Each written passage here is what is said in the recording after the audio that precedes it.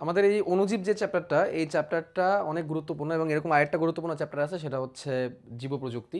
অণুজীব এবং জীবপ্রযুক্তি এই দুটো চ্যাপ্টার অ্যাডমিশন টেস্টের জন্য অনেক গুরুত্বপূর্ণের মধ্যে চ্যাপ্টার একটা। কারণ হচ্ছে এই চ্যাপ্টারগুলোতে একদম সরাসরি এমন কিছু টপিক নিয়ে আলোচনা করে যেগুলো হচ্ছে ইউনিভার্সিটির সবথেকে গুরুত্বপূর্ণ সাবজেক্ট বা ডিপার্টমেন্টের মধ্যে অন্তর্ভুক্ত। যেমন ধরো অণুজীব ডিপার্টমেন্ট, অণুজীব বিজ্ঞান বা মাইক্রোবায়োলজি যে ডিপার্টমেন্টটা, এটা হচ্ছে আহ, বিভিন্ন ইউনিভার্সিটি এটা খুবই নাম করা একটা ডিপার্টমেন্ট, হ্যাঁ। এবং কীটপতঙ্গ ইত্যাদি ইত্যাদি যেগুলো আছে সেগুলো আলাদা একটা আলোচনা। কীটপতঙ্গ যদি আর্থ্রোপোডা পর্বের অন্তর্ভুক্ত, প্রাণীবিজ্ঞান আলোচনা। বাট অনেক রোগ জীবাণু কিন্তু ভাইরাসগুলো এবং ব্যাকটেরিয়া গঠিত হয়, যেগুলো কিনা ফসলের জমিকে ক্ষতি করে, ধানের ক্ষতি করে, গমের ক্ষতি করে। সো এই জন্য এই চ্যাপ্টারটা অ্যাডমিশন টেস্টগুলোতে বিশ্ববিদ্যালয়গুলোতে খুবই জনপ্রিয়, মেডিকেলেও অনেক জনপ্রিয়, আর এগ্রিকালচার ইউনিভার্সিটির কথা বলে তো অবশ্যই অনেক বেশি জনপ্রিয়। তাহলে চলো আমরা কথা না পারে চলো ভিতরে ঢুকে যাই। তো এই চ্যাপ্টারের শুরুতে বেশ কিছু বিজ্ঞানীদের নাম আছে এবং তাদের অবদান আছে, সেটা আমাদের ভালো করে জানতে হবে। যেমন বিজ্ঞানী অ্যাডলফ মেয়ার, উনি সবার প্রথমে ভাইরাস দিয়ে সৃষ্ট মোজাইক রোগের বর্ণনা করেন। তো ভাইরাস দিয়ে যে টোবাকো মোজাইক ভাইরাস রোগটা হয়, এটা বর্ণনা সবার প্রথমে অ্যাডলফ মেয়ার করেন। আর ডিমিট্রি আইভানোভস্কি, উনি কি করছেন, উনি হচ্ছে একটা রোগাক্রান্ত তামাক পাতা, বা যেটা অলরেডি টোবাকো মোজাইক ভাইরাস দ্বারা আক্রান্ত, এরকম একটা তামাক গাছের পাতাকে ফিল্টার করে তিনি জুস বের করে বা রস বের করে সেটা দিয়ে একটা সুস্থ তামাক গাছকে রোগাক্রান্ত করছেন। তো এই জন্য তিনি ভাইরাসের আবিষ্কারক হিসেবে গণ্য। তাই তিনি হচ্ছে ভাইরাসের উপস্থিতি সবার প্রথমে প্রমাণ করেন এবং তিনি ভাইরাসের আবিষ্কারক। যদি প্রশ্ন আসে তাহলে ভাইরাসের আবিষ্কারককে, তাহলে ডিমিট্রি আইভানোভস্কি। আর স্ট্যানলি কি করছেন, স্ট্যানলি হচ্ছে টন এক টন এক টন তামাক পাতা থেকে, 1 টন মোজাইকে আক্রান্ত তামাক পাতা থেকে তিনি মাত্র 1 চামচ টোবাকো মোজাইক ভাইরাসের ক্রিস্টাল সংগ্রহ করতে পারছিলেন। এই জন্য তিনি হচ্ছে ভাইরোলজির জনক। এই জন্য মনে রাখবা, স্ট্যানলি ভাইরাস থেকে পৃথক করে কেলাস করছে বা ক্রিস্টাল করছে, এবং তিনি হচ্ছে ভাইরোলজির জনক। এই কথাটা কিন্তু ভালো করে মনে রাখবা। যদি প্রশ্ন আসে ভাইরোলজির জনককে, আনসার হবে স্ট্যানলি, ভাইরোলজির জনক। তারপরে দেখি আমরা বদেন এবং পিউরি। বদেন এবং পিউরি উনারা দুজন মিলে উনারা বলছেন যে, বদেন এবং পিউরি বলছেন যে আসলে ভাইরাসগুলো নিউক্লিক অ্যাসিড এবং প্রোটিন দিয়ে তৈরি। আমরা জানি ভাইরাসের গঠনের বেসিক স্ট্রাকচার কি, ভিতরে থাকবে নিউক্লিক অ্যাসিড, বাইরে থাকবে প্রোটিন। নিউক্লিক অ্যাসিড হিসেবে ডিএনএ থাকতে পারে এবং আরএনএ থাকতে পারে, বাট মনে রাখবা ডিএনএ আরএনএ কখনো একসাথে থাকবে না। নিউক্লিক অ্যাসিড হিসেবে ডিএনএ থাকলে ডিএনএ ভাইরাস, নিউক্লিক অ্যাসিড হিসেবে আরএনএ থাকলে আরএনএ ভাইরাস। আর ডিএনএ আরএনএর পাশে থাকে কি, ডিএনএ আরএনএর পাশে থাকে হচ্ছে, সাথে থাকে হচ্ছে প্রোটিন। তাহলে নিউক্লিক অ্যাসিড আর প্রোটিন দিয়ে যে ভাইরাসগুলো গঠিত, এই কথাটা কিন্তু বলছেন হচ্ছে বিজ্ঞানী বদেন এবং পিরি। এই জন্য তিনি রাসায়নিক গঠন বর্ণনা করছেন। শেফারম্যান এবং মরিস সায়ানোফাস ব্যাকটেরিয়াকে আক্রমণকারী সায়ানোফাস ভাইরাস আবিষ্কার করছেন, এবং বিজ্ঞানী T2 ফাস ভাইরাস আবিষ্কার করছেন। তাহলে এগুলো হচ্ছে কমন নামগুলো। পাশাপাশি বিজ্ঞানী গ্যালো এইচআইভি এইডস রোগের ভাইরাস যে এইচআইভি এর আবিষ্কারক, ঠিক আছে। তো এই জিনিসগুলো একটু জাস্ট আমরা কমনগুলো একটু এখানে দেখলাম। তো দেখি এখানে কি বলছে। সর্বপ্রথম ভাইরাস দিয়ে সৃষ্টি মোজাইক রোগের বর্ণনা কে করেন? সর্বপ্রথম ভাইরাস দিয়ে সৃষ্টি যে মোজাইক রোগ, এই মোজাইক রোগের বর্ণনা কিন্তু অ্যাডলফ মেয়ার করছেন। যেমন এই যে দেখো আমরা এখানে দেখছি, হ্যাঁ, প্রথম অ্যাডলফ মেয়ার, ওর নাম হচ্ছে অ্যাডলফ মেয়ার, হ্যাঁ, অ্যাডলফ মেয়ার বা অ্যাডলফ মেয়ার। তারপরে প্রশ্নটা দেখি আমরা কি বলছে। তামাক গাছের মোজাইক সৃষ্টি ভাইরাসকে পৃথক করে ক্লাসিত কে করছেন? স্ট্যানলি, এবং তিনি ভাইরোলজির জনক, এবং তাই জন্য তাকে নোবেল পুরস্কার দেওয়া হয়। তারপরে দেখি আমরা ভাইরাসের কিছু জৈব-রাসায়নিক বৈশিষ্ট্য, জীবীয় বৈশিষ্ট্য। তাহলে আমরা আগের অংশে ভাইরাসের যে আবিষ্কারক সম্পর্কে একটা প্রশ্ন প্র্যাকটিস করলাম।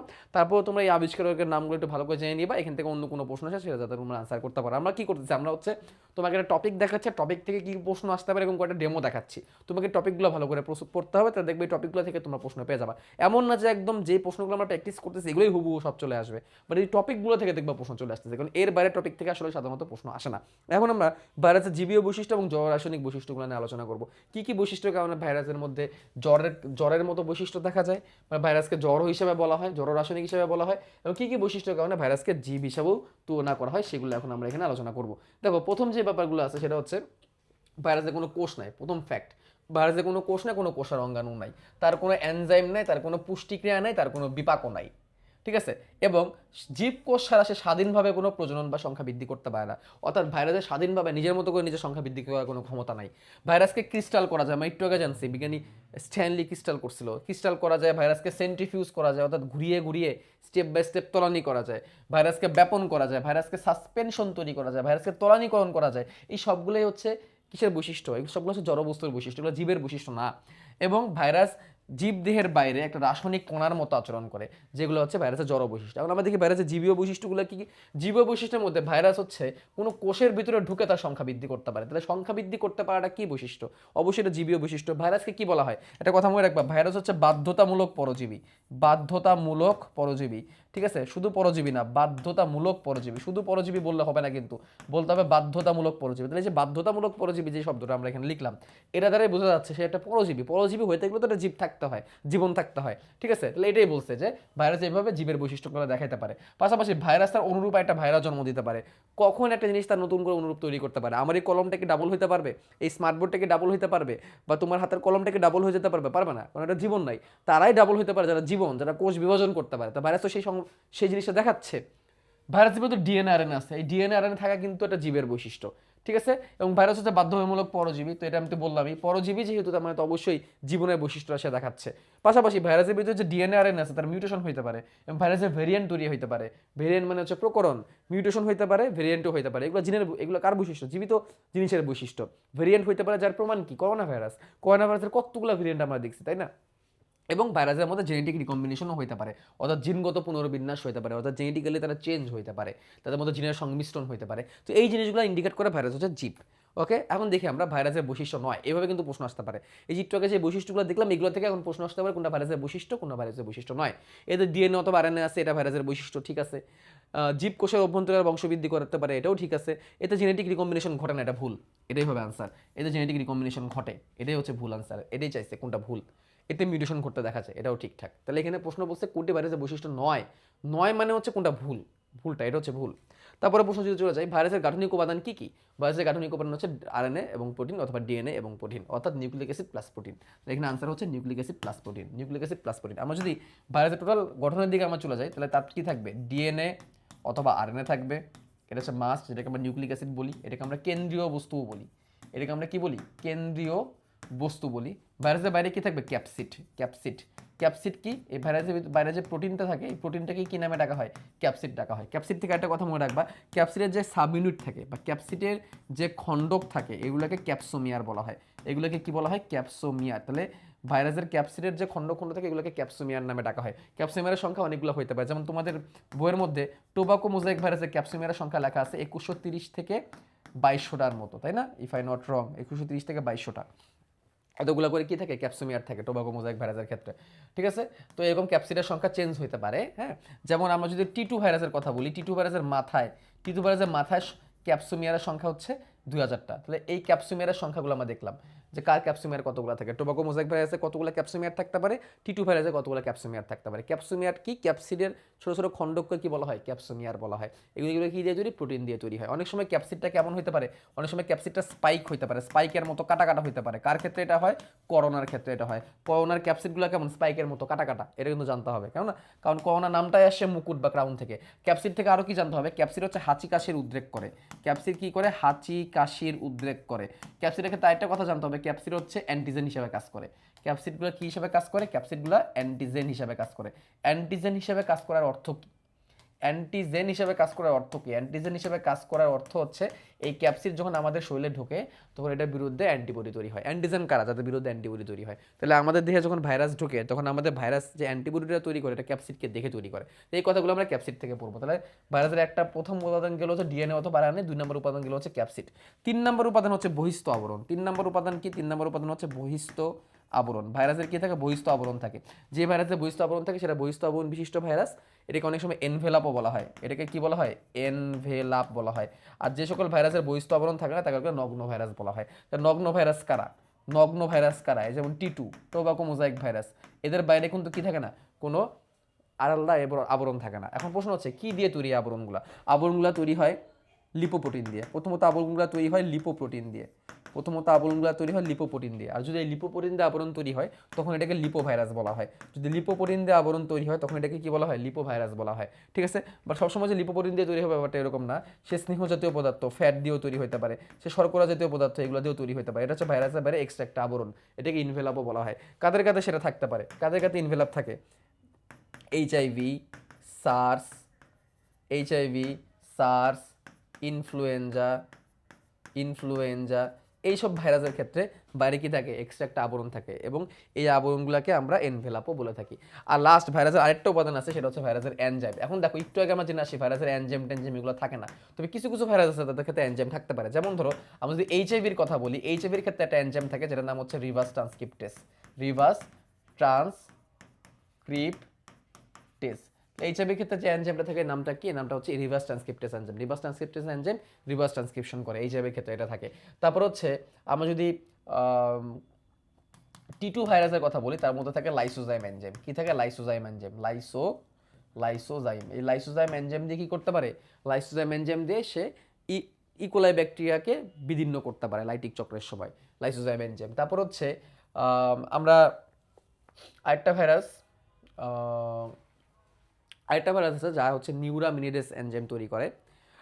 আমি এই মুহূর্তে ওই নামটা রিকল করতে পারতেছি না, তোমাদের বই লেখা আছে, পরপরই লেখা আছে। ওই হচ্ছে নিউরামিনিডেস নামক এনজাইম তৈরি করতে পারে। নিউরামিনিডেস এনজাইম হচ্ছে কোষ ঝিল্লিকে বিদীর্ণ করে তার ভিতর ঢুকতে পারে। হ্যাঁ, মোস্ট প্রবাবলি ইনফ্লুয়েঞ্জার ক্ষেত্রে, এটা বইয়ে লেখা আছে, পরপর 3টা জিনিস লেখা আছে। আমি যখন আবার মাথায় আসবে তখন আমি তোমাদের হচ্ছে এটা একদম ইয়ে করে দিয়ে দিব না, ঠিক আছে? আমি যদি একটু মানে আমি বলতে বলতে এটা হঠাৎ করে আমার একদম থেকে চলে গেল। ভাইরাসের ক্ষেত্রে এই 3টা এনজাইম হচ্ছে আমরা ভাইরাসের ক্ষেত্রে দেখি। আর নর্মালি হচ্ছে ভাইরাসের ক্ষেত্রে আসলে এনজাইম সেভাবে করে থাকে না। এনজাইম থাকাটা কিন্তু ভাইরাসের ক্ষেত্রে স্বাভাবিক বৈশিষ্ট্য না, ঠিক আছে? এটা কিন্তু মাথায় রাখবা। কিন্তু এই যে এই 3টার ক্ষেত্রে, এইচআইভির ক্ষেত্রে আমরা হচ্ছে রিভার্স ট্রান্সক্রিপ্টেস এনজাইম দেখতেছি, যার কারণে সে রিভার্স ট্রান্সক্রিপশন করতে পারে। হ্যাঁ, ইনফ্লুয়েঞ্জা ভাইরাস, হ্যাঁ ঠিকই বলছিলাম, ইনফ্লুয়েঞ্জা ভাইরাসে হচ্ছে নিউরামিনিডেস এনজাইম থাকা যায়। ইনফ্লুয়েঞ্জা ভাইরাস, ইনফ্লুয়েঞ্জা ভাইরাসের ক্ষেত্রে নিউরামিনিডেস এনজাইম দেখা যায়, যে নিউরামিনিডেস এনজাইমের প্রভাবে সে কোষঝিল্লিকে বিদীর্ণ করতে পারে। আচ্ছা, একটা কথা বলতে ভুলে গেছিলাম, বহিস্থ আবরণ বিশিষ্ট যে ভাইরাসগুলো, এর বহিস্থ আবরণের এককটাকে পেপলোমিয়ার বলা হয়, এটা একটু জেনে রাখো। যেমন আমরা ক্যাপসিডের একটা ইউনিটকে বলছি ক্যাপসোমিয়ার, তেমনি বহিস্থ আবরণের একটা ইউনিটকে বা লিপোভাইরাসের যে লিপোপ্রোটিন যে ইউনিটগুলোকে বলা হয় পেপলোমিয়ার। লিপোপ্রোটিনের যে ইউনিটগুলো থাকবে, এই ইউনিটগুলোকে বলা হবে পেপলোমিয়ার। ওকে, আসো এখন আমরা এটা জানলাম যে ভাইরাসগুলো নির্দিষ্ট জিনিসকে অ্যাটাক করে। এরকম একটা ব্যাপার আছে যে একটা নির্দিষ্ট ভাইরাস এটা নির্দিষ্ট জায়গাকে অ্যাটাক করবে, এটা নির্দিষ্ট ভাইরাস এটা নির্দিষ্ট জিনিসকে অ্যাটাক করবে। কিন্তু অনেক সময় একটা ভাইরাস একাধিক জিনিসকে আক্রমণ করতে পারে, অর্থাৎ ভাইরাস তার হোস্টকে চেঞ্জ করতে পারে। হোস্ট মানে কি, যার ভিতরে সে ঢুকতেছে, যাকে সে আটক করতেছে। তাহলে যদি কোনো ভাইরাস তার আদি পোষক থেকে পরে নতুন কোনো প্রজাতিতে রোগ সৃষ্টি করতে পারে, এরকম ভাইরাসকে ইমার্জিং ভাইরাস বলে। অর্থাৎ যে সকল ভাইরাস সহজ বাংলা তার পোষক চেঞ্জ করতে পারে, এরা কারা? HIV, SARS, Nile, Ebola, corona. এরা কি করতে পারে, তারা পোষক চেঞ্জ করতে পারে, অর্থাৎ তারা তাদের হোস্টকে চেঞ্জ করতে পারে। এগুলো কি ভাইরাস? এগুলো হচ্ছে ইমার্জিং ভাইরাস। এটা কিন্তু খুবই গুরুত্বপূর্ণ এমসিকিউ, যে নিচের কোনটি ইমার্জিং ভাইরাস। পাশাপাশি আরও কিছু আছে যাদের নামের মধ্যে ফ্লু থাকে, যেমন ব্লাড ফ্লু, সোয়াইন ফ্লু, এগুলো হচ্ছে কি ভাইরাস? এগুলো হচ্ছে ইমার্জিং ভাইরাস। তারপর নিপা ভাইরাস, হ্যাঁ নিপা ভাইরাস, এগুলো হচ্ছে কি emerging virus. Bird flu, swine flu, এগুলো ইমার্জিং ভাইরাস। বার্ড ফ্লু কি হয়, পাখি থেকে মানুষকে অ্যাটাক করে। সোয়াইন ফ্লু কি হয়, শুকর থেকে মানুষকে অ্যাটাক করে। তারপর ধর র্যাবিস, জলাতঙ্ক কিন্তু এগুলো কিন্তু ইমার্জিং ভাইরাস। জলাতঙ্ক অন্যান্য পশু পাখি থেকে মানুষকে অ্যাটাক করতে পারে। আসো এবার আসি দুইটা সংজ্ঞা, ভিরিয়ন কি আর নিউক্লিয়িক অ্যাসিড কি। দেখো আমরা জানছি যে ভাইরাসগুলা ভিতরে তৈরি হয় ডিএনএ অথবা আরএনএ দিয়ে। ধরো এটা হচ্ছে আরএনএ, আর তার বাইরে আমরা প্রোটিন আবরণ দিয়ে দিলাম, যে এগুলো হচ্ছে প্রোটিনের আবরণ। তো প্রোটিনের আবরণটাকে আমরা কি বলি, ক্যাপসিড বলি। এটাই হচ্ছে একটা ভাইরাস, এটাই একটা ভাইরাস। হ্যাঁ, এটাই একটা ভাইরাস, এটাই ধরো একটা ভাইরাস।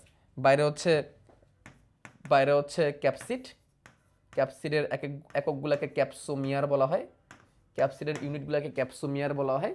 আর আরএনএ হচ্ছে ভিতরে যে থাকে এটা হচ্ছে আরএনএ। এটা হচ্ছে একটা ভাইরাস। এখন দেখো, এই ভাইরাসটা যখন কোনো জীবদের ভিতর ঢুকতে পারবে তখন কিন্তু সে অ্যাক্টিভ হবে, তখনই সে কিন্তু রোগ তৈরি করতে পারবে। তাহলে কিন্তু সে অ্যাক্টিভ না। সে যদি কোনো জীবদের বাইরে থাকে তখন কিন্তু সে রোগ সৃষ্টি করতে পারে না, সেটা নিষ্ক্রিয় বস্তুর মতো অবস্থান করে। তখন তার নাম কি? তখন তার নাম হচ্ছে নিউক্লিও ক্যাপসিড। খেয়াল করো, ভিতরে নিউক্লিক অ্যাসিড আছে, এই জন্য তার নাম হচ্ছে নিউক্লিও। ভিতরে নিউক্লিক অ্যাসিড আছে, তা বলে তার নাম হচ্ছে নিউক্লিও। আর বাইরের যে প্রোটিনটা এটাকে ক্যাপসিড বলা হয়, তাহলে নিউক্লিও ক্যাপসিড একসাথে যুক্ত করলে নিউক্লিও ক্যাপসিড। কারণ ভিতরে যে ডিএনএ আরএনএ থাকে এটা তো একটা নিউক্লিক অ্যাসিড, সেই নিউক্লিক অ্যাসিড থেকে আমি নিউক্লিও নিছি। আর বাইরের যে প্রোটিন থাকে ওটাকে ক্যাপসিড বলে, তাহলে nucleocapsid. What is nucleocapsid? বাইরে যখন নিষ্ক্রিয় থাকে, ভাইরাসটা যখন নিষ্ক্রিয় থাকে তখন তার নাম হচ্ছে নিউক্লিও ক্যাপসিড। ভাইরাসটা যখন নিষ্ক্রিয় থাকে তখন তার নাম হচ্ছে নিউক্লিও ক্যাপসিড। আর ভাইরাসটা যখন সক্রিয় হয়ে যায় তখন তার নাম কি? কোনো জীবদের ভিতরে ঢুকলে তো সে সক্রিয় হয়, জীবদের বাইরে তো নিষ্ক্রিয়। জীবদের বাইরে থেকে তার নাম নিউক্লিও ক্যাপসিড, আর জীবদের ভিতরে ঢুকলে যখন সে সক্রিয় হয়ে যায় তখন তার নাম হচ্ছে ভিরিয়ন। তখন তার নাম কি? ভিরিয়ন। তাহলে ভিরিয়ন, হোয়াট ইজ ভিরিয়ন? সংক্রমণ ক্ষমতা সম্পন্ন একটা ভাইরাসকে বলা হয় ভিরিয়ন। সংক্রমণ ক্ষমতা সম্পন্ন একটা ভাইরাসকে বলা হয় ভিরিয়ন, আর সংক্রমণ ক্ষমতাবিহীন ভাইরাসকে বলা হয় হচ্ছে নিউক্লিও ক্যাপসিড। তাহলে ভাইরাসের দুইটা সত্তা আছে, ভাইরাসের দুটো নাম আছে, একটা হচ্ছে নিউক্লিও ক্যাপসিড, নিউক্লিও ক্যাপসিড, আরেকটা হচ্ছে ভিরিয়ন, আরেকটা হচ্ছে ভিরিয়ন। তাহলে ভিরিয়নও হচ্ছে ভাইরাস, নিউক্লিও ক্যাপসিডও হচ্ছে ভাইরাস। ভিরিয়নও ভাইরাস, নিউক্লিও ক্যাপসিডও ভাইরাস, বাট যখন সে অ্যাক্টিভ তখন সে ভিরিয়ন, আর যখন সে ইনঅ্যাক্টিভ তখন সে নিউক্লিও ক্যাপসিড। এই দুটো জিনিসকে তো অবশ্যই ভালো করে জানবা সংজ্ঞার ক্ষেত্রে। ওকে, আচ্ছা এখন আসি ভিরোয়েড কি আর প্রিয়ন্স কি। ভিরিয়ন আর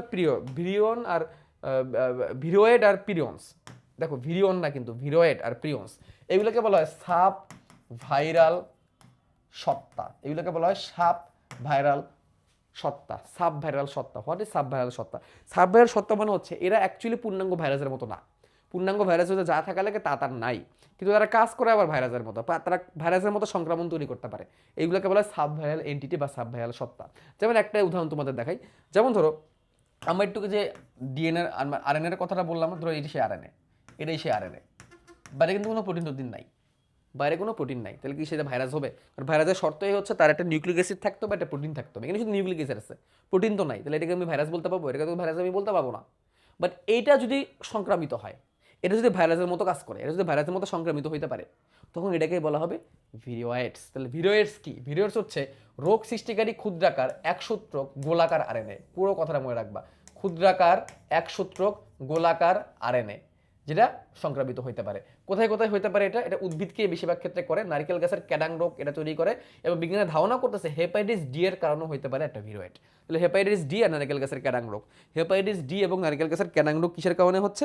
ভিরোয়েডসের কারণে হচ্ছে। বাট এটাও একটা কথা আছে যে ধরা হয়ে থাকে যে ভিরোয়েডসগুলো আসলে কিসে অ্যাটাক করে? ভিরোয়েডসগুলো নর্মালি উদ্ভিদের ক্ষেত্রে অ্যাটাক করে। বাট দেখো হেপাটাইটিস ডি কিন্তু আসলে কোনো উদ্ভিদকে অ্যাটাককারী না, হেপাটাইটিস ডি তো আসলে মানুষকে অ্যাটাক করি, ঠিক আছে? তো ভিরোয়েডসটা আমরা বুঝলাম সেটা হচ্ছে কি একসূত্রক বৃত্তাকার আরএনএ যেটা রোগ তৈরি করতে পারে, এবং এটা সাইজে অনেক ছোট, এর কিন্তু কোনো প্রোটিন টোটিন নাই। যেহেতু প্রোটিন নাই সুতরাং একে আমরা ভুলেও কি বলতে পারবো না, যেহেতু প্রোটিন নাই তার মানে একে আমরা কখনোই কোনো ভাইরাস বলতে পারবো না। কিন্তু সে ভাইরাসের মতো কাজ করতেছে, ভাইরাসের মতো কি হচ্ছে?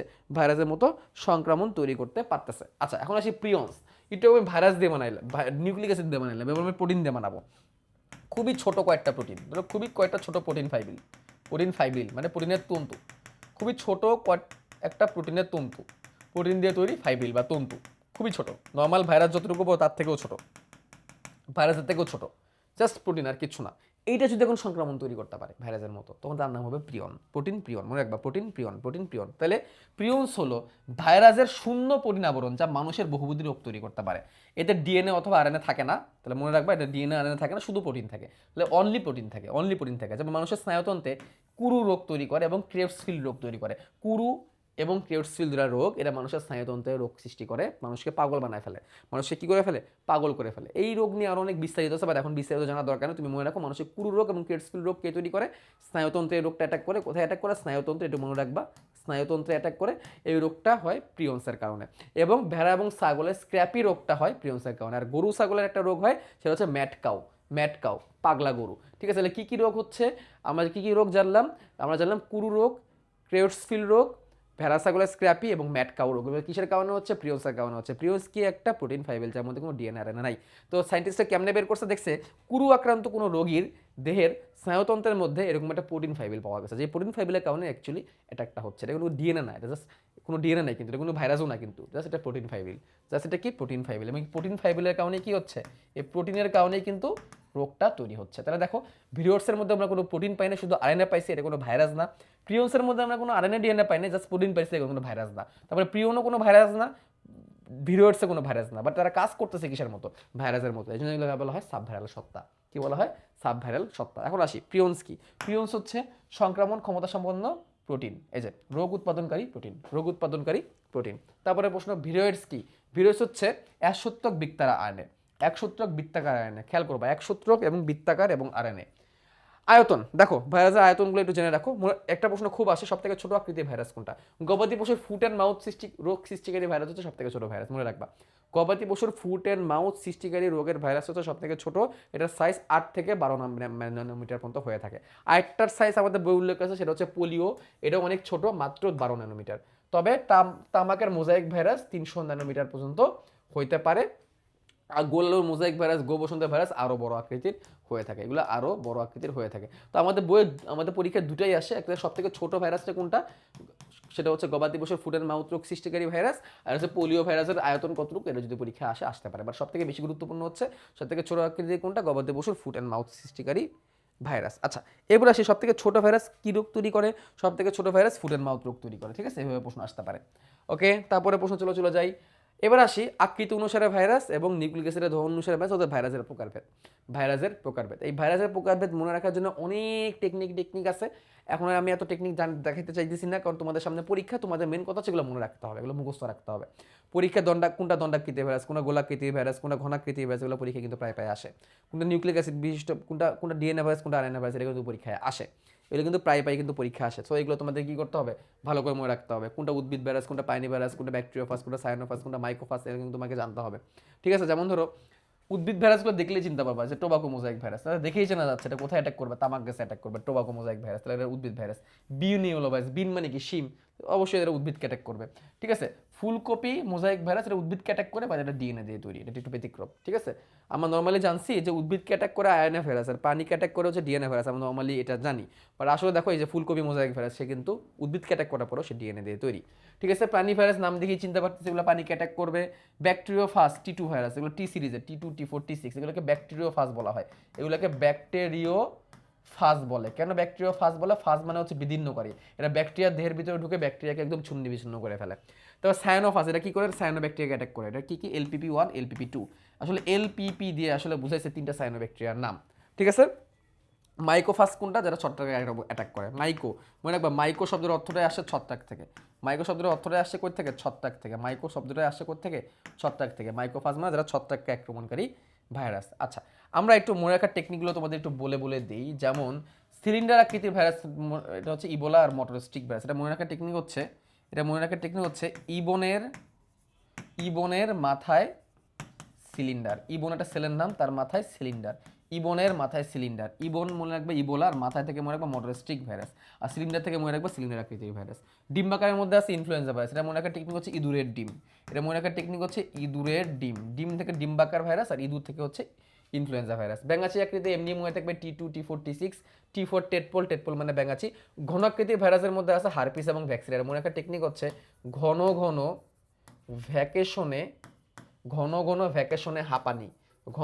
ভ্যাকেশনে হাঁপানি। হাঁপানি থেকে হারপিস, ভ্যাকেশনে থেকে ভ্যাকসিনিয়া, আর ঘন ঘন থেকে ঘনাকৃতির ভাইরাস। আর একটা কথা মনে রাখবা, ঘনাকৃতির ভাইরাসগুলোকে পাউরুটি আকৃতির ভাইরাসও বলা হয়ে থাকে। ঘনাকৃতির ভাইরাসগুলোকে পাউরুটি আকৃতির ভাইরাসও কিন্তু বলা হয়ে থাকে, এটা কিন্তু পরীক্ষা আসতে পারে। তারপর গোলাকৃতির ভাইরাস মনে রাখার টেকনিক হচ্ছে গোল টিভিতে এইচআইভি ও ডেঙ্গুর প্রচার করে। মনে রাখার টেকনিক কি? গোল টিভিতে এইচআইভি ও ডেঙ্গুর প্রচার করে। গোল থেকে গোলাকৃতির ভাইরাস, টিভি থেকে টিআইভি, এইচআইভি, ডেঙ্গু থেকে ডেঙ্গু, প্রচার থেকে পোলিও, আর করা থেকে করোনা ভাইরাস। এগুলো হচ্ছে গোলাকৃতির ভাইরাস। তাহলে গোলাকৃতির ভাইরাস মনে রাখার টেকনিক হচ্ছে গোল টিভিতে এইচআইভি ও ডেঙ্গুর প্রচার করে। গোল থেকে গোলাকৃতির, এইচআইভি থেকে এইচআইভি, টিআইভি থেকে টিআইভি, প্রচার থেকে পোলিও, করা থেকে করোনা। আর দণ্ডাকৃতির ভাইরাসগুলো মনে রাখার টেকনিক হচ্ছে ATM, alpha mosaic virus, tobacco mosaic virus, আর মাউস ভাইরাস। এই যে alpha mosaic virus, tobacco mosaic virus এবং মাউস ভাইরাস মনে রাখার টেকনিক। এভাবে আমরা এগুলো একটু মনে রাখবো, এগুলো থেকে পরীক্ষা প্রশ্ন আসে। এরপর আসে ডিএনএ ভাইরাস এবং আরএনএ ভাইরাস। কোনটাকে আমরা কি মনে রাখবো? শুধু আমরা ডিএনএ ভাইরাস মনে রাখবো, তাহলেই হবে। আরএনএ ভাইরাসগুলো অটোমেটিক শেখা হয়ে যাবে। ডিএনএ ভাইরাস মনে রাখার ক্ষেত্রে একটা জাতীয় ছন্দ আছে। জাতীয় ছন্দটা আমরা অনেকে জানি, টিপুর ভাই টিটু বা টিটুর ভাই টিপু, ভ্যানিলা হতে ফ্রান্সের মধ্যে এলো। টিপুর ভাই টিটু ভ্যানিলা হতে ফ্রান্সের মধ্যে এলো। টিটু থেকে টিআইভি, ভাই থেকে ভ্যারিউলা, টিপু থেকে ধরো টিটু, ভ্যানিলা থেকে ভ্যাক্সিনিয়া, হতে থেকে হারপিস, ফ্রান্স থেকে এই যে 5X174, 5X174, মধ্যে থেকে M13 কলিফাস, আর এলো থেকে অ্যাডিনো হারপিস। তাহলে T2 থেকে টিআইভি, ভাই থেকে ভ্যারিউলা, T2 থেকে T2, ভ্যানিলা থেকে ভ্যাক্সিনিয়া, হতে থেকে হারপিস, ফ্রান্স থেকে 5X174, মধ্যে থেকে M13, মধ্যে থেকে M13, আর এলো থেকে অ্যাডিনো হারপিস। এর মধ্যে মনে রাখবা M13 আর 5X14 এটা খুবই গুরুত্বপূর্ণ, খুবই গুরুত্বপূর্ণ দুটা কথা। M13 কলিফাস একসাথে কিন্তু, হ্যাঁ, M13 কলিফাস এবং 5X174 এই দুটো ডিএনএ ভাইরাস, এই দুটো ডিএনএ ভাইরাস। নর্মালি ডিএনএ কয় সূত্রক হয়? ডিএনএ এক সূত্রক হয়, দ্বিসূত্রক হয়, বাট এদের ডিএনএ এক সূত্রক। এটা একটু ভালো করে মনে রাখবা, এদের ডিএনএ কয় সূত্রক? এক সূত্রক। প্রশ্ন আসতে পারে এক সূত্রক ডিএনএ কোথায় পাওয়া যায়, প্রশ্ন আসতে পারে। আর বাকি যেগুলো আছে এগুলো পারে সেগুলো আরএনএ এমনিতে মনে থাকবে, বাট আরএনএ ক্ষেত্রে একটা কথা মনে রাখবা, রিও ভাইরাস যেটা আছে, রিও ভাইরাস, রিও ভেরিডি গোত্রের দুটা ভাইরাস আছে, একটা হচ্ছে রিও ভাইরাস আর হচ্ছে ধানের বামন রোগের ভাইরাস, ধানের বামন রোগ। এইগুলো হচ্ছে রিও ভিডি গোত্রের ভাইরাস, এগুলোকে রিও ভাইরাসও বলা হয়ে থাকে। তাহলে রিও ভিডি গোত্রে দুটো ভাইরাস আছে, এটা হচ্ছে রিও ভাইরাস, এটা হচ্ছে ধানের বামন রোগের ভাইরাস। এগুলো আরএনএ দিয়ে তৈরি, বাট আরএনএ দিয়ে তৈরি হওয়ার পরে আরএনএটা দ্বিসূত্রক। নর্মালি আরএনএ কয় সূত্রক হয়? এক সূত্রক, বাট এদের আরএনএ দ্বিসূত্রক। আর একটা কথা, M13 আর হচ্ছে 5X74 এটা হচ্ছে পার্ভোভিরিডি গোত্রের ভাইরাস। কি গোত্রের? এটা পার্ভোভিরিডি গোত্রের, এটা একটু মনে রাখবা। এগুলো গোত্রের নাম কি? পার্ভোভিরিডি, এটা মনে রাখতে হবে। কি গোত্রের ভাইরাস? পার্ভোভিরিডি গোত্রের ভাইরাস। ওকে, দেখলাম। এবার চলো আমরা একটু দেখি ইনফ্লুয়েঞ্জা ভাইরাসের আকৃতি কেমন। ইঁদুরের ডিম, ডিম্বাকৃতির। তারপরে টিএমবি কোন ধরনের virus? Tobacco mosaic virus. TMB হচ্ছে একটা আরএনএ ভাইরাস, টিএমবি হচ্ছে একটা আরএনএ ভাইরাস। হ্যাঁ, নিচের কোনটি আরএনএ ভাইরাস? আরএনএ ভাইরাস দেখো, T2 আমরা পড়ছি, টিআইভি আমরা পড়ছি, ভ্যারিওলা আমরা পড়ছি, টমেটো বুশিস্টেন আমরা ওই ছন্দের মধ্যে পাই নাই। টিপুর বাই টিটু ভ্যানিলা হতে প্যারিসের মধ্যে এলো বা ফ্রান্সের মধ্যে এলো, এই সংজ্ঞার মধ্যে আমরা কিন্তু কি পাই নাই? এই নামটা কিন্তু আমরা পাই নাই, যার কারণে এটা কি ভাইরাসের মধ্যে পড়বে? এটা হচ্ছে আরএনএ ভাইরাসের মধ্যে পড়বে। ওকে, এই জন্য এটাকে আমরা কি ভাইরাস বলতেছি? আরএনএ ভাইরাস বলতেছি। ওকে, ফাইন। এবার আমরা পরের এমসিকিউতে চলে যাই, দেখি কি কি আছে। কোন ভাইরাসটির ডিএনএ আরএনএ দ্বিসূত্রক? দেখো আরএনএ দ্বিসূত্রক। তাহলে একটু আগে আমরা দেখছি রিও ভিডি গোত্রের রিও ভাইরাস অথবা ধানের বামন রোগের ভাইরাস, ধানের বামন অথবা রিও। এই দেখো এখানে রিও আছে, তাহলে আনসার হবে কি? আনসার হবে হচ্ছে রিও ভাইরাস, আনসার হবে রিও ভাইরাস। ওকে, তারপরে ছত্রাক আক্রমণকারী ভাইরাস কোনটি? ছত্রাককে আক্রমণকারী ভাইরাস কোনটি? ছত্রাককে আক্রমণকারী ভাইরাসকে বলা হয় হচ্ছে মাইকোফাস। ছত্রাক আক্রমণকারী ভাইরাসকে আমরা কি বলতেছি? ছত্রাক আক্রমণকারী ভাইরাসকে আমরা বলতেছি হচ্ছে মাইকোফাস ভাইরাস, মাইকোফাস ভাইরাস। ওকে, তারপরে তারপরে হচ্ছে টপিকটা হচ্ছে কি? টপিকটা হচ্ছে tobacco mosaic virus. Tobacco mosaic ভাইরাসের মধ্যে মনে রাখবা, একটুকে যে না সেটা হচ্ছে দণ্ডাকৃতির ভাইরাস, এখান থেকে যেগুলো মনে রাখতে হবে। এটা হচ্ছে কি? দণ্ডাকৃতির। এটা কি আকৃতির? দণ্ডাকৃতি। এটা কি আকৃতির? দণ্ডাকৃতির। টোবাকো মোজাইক ভাইরাস দণ্ডাকৃতির ভাইরাস। এর দৈর্ঘ্য 25 থেকে 17 গুণ, কথাটা মনে রাখবা, এর দৈর্ঘ্য 25 থেকে 17 গুণ। ঠিক আছে, এটা আরএনএ দিয়ে তৈরি, একটু আগে জেনা সেটা আরএনএ ভাইরাস। এই দেখো এর মধ্যে কতগুলা ক্যাপসুমিয়ার আছে, আমরা প্রথমেই লিখে দিয়েছিলাম 2130 থেকে 2200টা ক্যাপসুমিয়ার আছে। প্রত্যেকটা ক্যাপসুমিয়ারে 158টা অ্যামাইনো অ্যাসিড আছে, এটা একটু ভালো করে মনে রাখবা। আমরা জানি ক্যাপসুমিয়ার কি? ক্যাপসুমিয়ার হচ্ছে প্রোটিন, ক্যাপসুমিয়ার প্রোটিন। তাহলে প্রোটিন কি অ্যামাইনো অ্যাসিড দিয়ে তৈরি হয়? কতগুলো অ্যামাইনো অ্যাসিড থাকে? এর ভিতরে আরএনএ আছে, আরএনএর ভিতরে কতগুলো নিউক্লিওটাইড আছে সেটা জানবা। আর এর দেহের 95% হচ্ছে প্রোটিনের, ভালো করে জানবা। যে কটা লেখা আছে কথা, এর মধ্যে একটাও কিন্তু বাদ দেওয়া যাবে না। তারপর আছে টিটু ভাইরাস। টিটু ভাইরাসের মধ্যে দেহকে দুটো অংশে ভাগ করা যায়, মাথা এবং লেজ। মনে রাখবা ডিএনএ থাকে, ডিএনএটা শুধুমাত্র মাথার মধ্যে থাকে। এর দ্বিসূত্রক ডিএনএ শুধু কোথায় থাকে? মাথায় থাকে। এর মাথায় এই ডিএনএতে 60,000 জোড়া নিউক্লিওটাইড আর 150টা জিন থাকে। ঠিক আছে, আর এর মোট ওজনের 50%ই হচ্ছে এর মাথার অংশটাই থাকবে এবং প্রোটিন দিয়ে তৈরি হবে। ঠিক আছে, মাথাটা সরাবুজাকৃতি, এখান থেকে আর কিছু লাগতেছে না। আর লেজটা হচ্ছে ফাঁপানোলের মতো, লেজের মধ্যে একটা কলার আছে, লেজের কোনো ডিএনএ নাই, লেজের নিচে একটা বেস প্লেট আছে, বেস প্লেটের মধ্যে কয়েকটা স্পাইক আছে। কয়টা স্পাইক আছে? 3 থেকে 6টা স্পাইক থাকে এবং 6টা স্পর্শক তন্তু থাকে। এই দেখো 6টা স্পর্শক তন্তু, 3 থেকে 6টা স্পাইক থাকে, একটা ফাঁপা নল থাকে, লেজে কি আছে? কলার আছে, যে কলার আছে। এর মাথাটা ষড়ভুজাকৃতির পিজমের মতো, এর ভিতর দ্বিসূত্রক ডিএনএ আছে। ডিএনএর মধ্যে 60,000 জোড়া নিউক্লিওটাইড থাকে, 60,000 পি, এবং এই ডিএনএর মধ্যে 150টি জিন থাকে এবং 2000টা ক্যাপসুমিয়ার থাকতে পারে। এই কথাগুলো গুরুত্বপূর্ণ, এমসিকিউতে আসতে পারে। ঠিক আছে, আচ্ছা এখন দেখো এই ব্যাকটেরিওফাজ লাইটিক চক্র করে আর লাইসোজেনিক চক্র করে। লাইটিক চক্র করে হচ্ছে টি2 ফাজ আর লাইসোজেনিক চক্র করে হচ্ছে ল্যামডা ফাজ। তাহলে এখানে দেখো 5টা ধাপে লাইটিক চক্রকে ভাগ করা যায় এবং এখানে একটা কথা আছে, লাইটিক চক্রের মাধ্যমে 30 মিনিটে 300টা নতুন ফাস্ট ভাইরাস তৈরি হতে পারে। লাইটিং চক্রের ধাপগুলো তোমরা নিজেরা পড়লেই পারবা, এগুলো আসলে সৃজনশীলে লাগতো, রিটার্নে লাগতো, বাট আসলে এমসিকিউর জন্য ধাপগুলো অতটাও বেশি গুরুত্বপূর্ণ না। বাট যে কথাটা মনে রাখতে হবে, লাইটিং চক্রে একটা ভাইরাস 30 মিনিটের মধ্যে 300টা জেনারেশন তৈরি করতে পারে। ঠিক আছে, লাইটিং আর লাইসোজেনিক চক্রের একটা পার্থক্য তোমাদের বই আছে, একটু পড়ে নিবা। তার আগে আমি চলো কটা এমসিকিউ দেখে নিই। টিটু ব্যাকটেরিওফাজ কি? টিটু ব্যাকটেরিওফাজ হচ্ছে একটা ভাইরাস। টিটু ব্যাকটেরিওফাজ কি? একটা ভাইরাস, একটু ভালো করে মনে রাখবা। ব্যাকটেরিয়া দেখে কিন্তু কেউ ভুলে আবার ব্যাকটেরিয়া দাগাই দিও না। টিটু ব্যাকটেরিওফাজ মানে কি? টিটু হচ্ছে একটা ভাইরাস যেটা ব্যাকটেরিওফাজ, অর্থাৎ ব্যাকটেরিয়াকে কি করে? অ্যাটাক করে। তারপর দেখো বিশাল একটা লিস্ট দেওয়া আছে, লিস্টটা তোমরা পড়বা, নিজেরা পড়বা। ঠিক আছে, লিস্টটা পড়ে যাবা, কারণ এইগুলো থেকে প্রতি বছরই প্রশ্ন আসে। কোনটা কি ভাইরাস, কোনটা কাকে অ্যাটাক করে, এখান থেকে প্রতি বছরের প্রশ্ন আসে। এখান থেকে আমি আর আলাদাভাবে দাগাই দিলাম না, তোমরা নিজেরা এটা পড়বা, কোনটা কাকে অ্যাটাক করে এবং কোন ভাইরাস অ্যাটাক করে, ভালো করে পড়ে যাবা। এখান থেকে কিন্তু প্রতি বছরই কিন্তু কি আসে? প্রশ্ন আসে, কোনটা কাকে অ্যাটাক করে এবং কি রোগ হয়। বিশেষ করে এই লিস্টটা বেশি গুরুত্বপূর্ণ। এই যে লিস্টটা, এটা বেশি গুরুত্বপূর্ণ। এখান থেকে দেখবা প্রায় কি আসে? প্রশ্ন চলে আসে। ঠিক আছে, এই যে লিস্টটা। আরেকটা সোয়াইন ফ্লু আর বার্ড ফ্লু সংকেত দেখো। বার্ড ফ্লু সংকেত H5N1 না সোয়াইন ফ্লু সংকেত কিন্তু H1N1, প্যাচ লাগাবা না কিন্তু, দেখবে এটাই পরীক্ষায় চলে আসছে। ওকে, আচ্ছা এখন দেখো এই যে লাইটিক চক্র লাইসিনিক চক্রের মধ্যে যে কথাটা আমরা বলতে চাইছিলাম সেটা দেখো। লাইটিক যে চক্রটা, লাইটিক চক্রটা করে হচ্ছে T2 সিরিজের ভাইরাস বা টি সিরিজের ভাইরাসগুলা। লাইটিক চক্র করে হচ্ছে টি সিরিজের ভাইরাসগুলা। আর লাইসোজেনিক যে চক্রটা আছে, লাইসোজেনিক চক্র করে হচ্ছে ল্যামডা সিরিজের ভাইরাসগুলা। ল্যামডা সিরিজের ভাইরাসগুলো, যেমন P13, ল্যামডা সিরিজের ভাইরাসগুলো হচ্ছে লাইসোজেনিক চক্র করে। P13M এরকম টাইপের ভাইরাসগুলো যেগুলো আছে, এগুলো ল্যামডা সিরিজের অন্তর্ভুক্ত। ল্যামডা সিরিজের দুটো ভাইরাসের নাম তোমাদের বইয়ে আছে, দুটো একটু দেখে নিবা। আর একটা কথা মনে আছে, লাইটিক চক্রগুলো হচ্ছে খুবই তীব্র প্রকৃতির হয়, এটা একটু মনে রাখবা। লাইট চক্র খুবই তীব্র প্রকৃতির হয়, আর লাইসোজেনিক চক্র কিন্তু মৃদু প্রকৃতির হয়। এই জন্য লাইসোজেনিক চক্রকে টেম্পারেট চক্র বলা হয়, টেম্পারেট চক্র, টেম্পারেট। ঠিক আছে, এটা মৃদু, এটা টেম্পার করা হয়। হ্যাঁ, কোন চক্রে প্রোফাস তৈরি হয়? এই লাইসোজেনিক চক্রে প্রোফাস তৈরি হয়। লাইসোজেনিক চক্রে কিন্তু প্রোফাস তৈরি হয়। প্রোফাস তৈরি হওয়া মানে কি? ভাইরাসটা ব্যাকটেরিয়ার ডিএনএর মধ্যে ঢুকে ভাইরাসের ডিএনএ আর ব্যাকটেরিয়ার ডিএনএ মিলে একটা নতুন ডিএনএ তৈরি করে, যেটাকে রিকম্বিনেন্ট ডিএনএ তৈরি করে, এটাকে বলে প্রোফাস। এই প্রোফাস কই হয়? লাইসোজেনিক চক্র হয়। কোন চক্রে ব্যাকটেরিয়াকে বিদীর্ণ করা হয় না? লাইসোজেনিক চক্রে ব্যাকটেরিয়াকে বিদীর্ণ করা হয় না। কোন চক্রে ব্যাকটেরিয়া ফেটে যায়, ব্যাকটেরিয়া বিদীর্ণ হয়? কোন চক্রে? লাইটিক চক্রে ব্যাকটেরিয়া কি হয়? বিদীর্ণ হয়। এই কথাগুলো একটু ভালো করে মনে রাখবা। ঠিক আছে, আচ্ছা এইখানে আর বললাম না, এটা ভালো করে পড়ে নিবা। নিচের কোন ভাইরাসটি দ্বারা, কোনটা ভাইরাস দ্বারা সংক্রমিত রোগ? এই যে এই টাইপের প্রশ্ন বেশি আসে, কোনটা ভাইরাস দ্বারা রোগ, কোনটা ব্যাকটেরিয়া দ্বারা রোগ। তো ভাইরাস দ্বারা রোগ দেখো, এখানে কলেরা নাম দেখে আমরা বুঝতে পারতেছি কলেরা হচ্ছে ভিব্রিও কোলেরি ব্যাকটেরিয়ার কারণে হয়।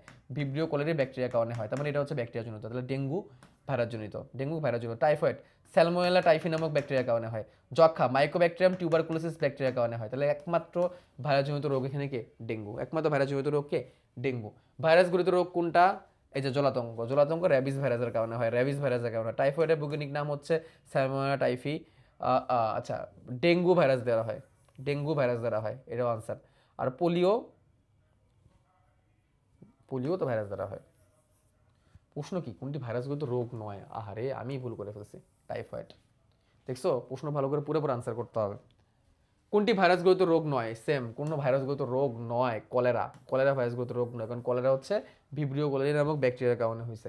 মানুষের জলাতঙ্ক রোগে আক্রান্ত কোন ভাইরাসের কারণে? র্যাবিস ভাইরাসের কারণে। ওই যে একটু একটা চার্ট দিছিলাম না, যেগুলো বলে দিলাম যে কোনটা কার রোগ, কোনটা কোন ভাইরাস, ভালো করে পড়ে যাবা ভাই প্লিজ, ওই চারটা ভালো করে পড়ে যাবা। ঠিক আছে, পেপে রিং স্পট রোগের জন্য দায়ী ভাইরাস কোনটা? পেপে রিং স্পট ভাইরাসের জন্য দায়ী হচ্ছে papaya ring spot virus. Papaya ring spot ভাইরাসের দুটো টাইপ আছে, একটা পি, একটা হচ্ছে ডাব্লিউ। পি ওর কারণে রোগ হয়, কার কারণে রোগ হয়? পি এর কারণে রোগ হয়। ঠিক আছে, বার্ড ফ্লু রোগের কিসের দ্বারা হয়? বার্ড ফ্লু হচ্ছে ভাইরাসের দ্বারা হয়। বার্ড ফ্লু সংকেত ভালো করে পড়ে যাবে, H5N1। বার্ড ফ্লু ভাইরাসের কারণে হয়।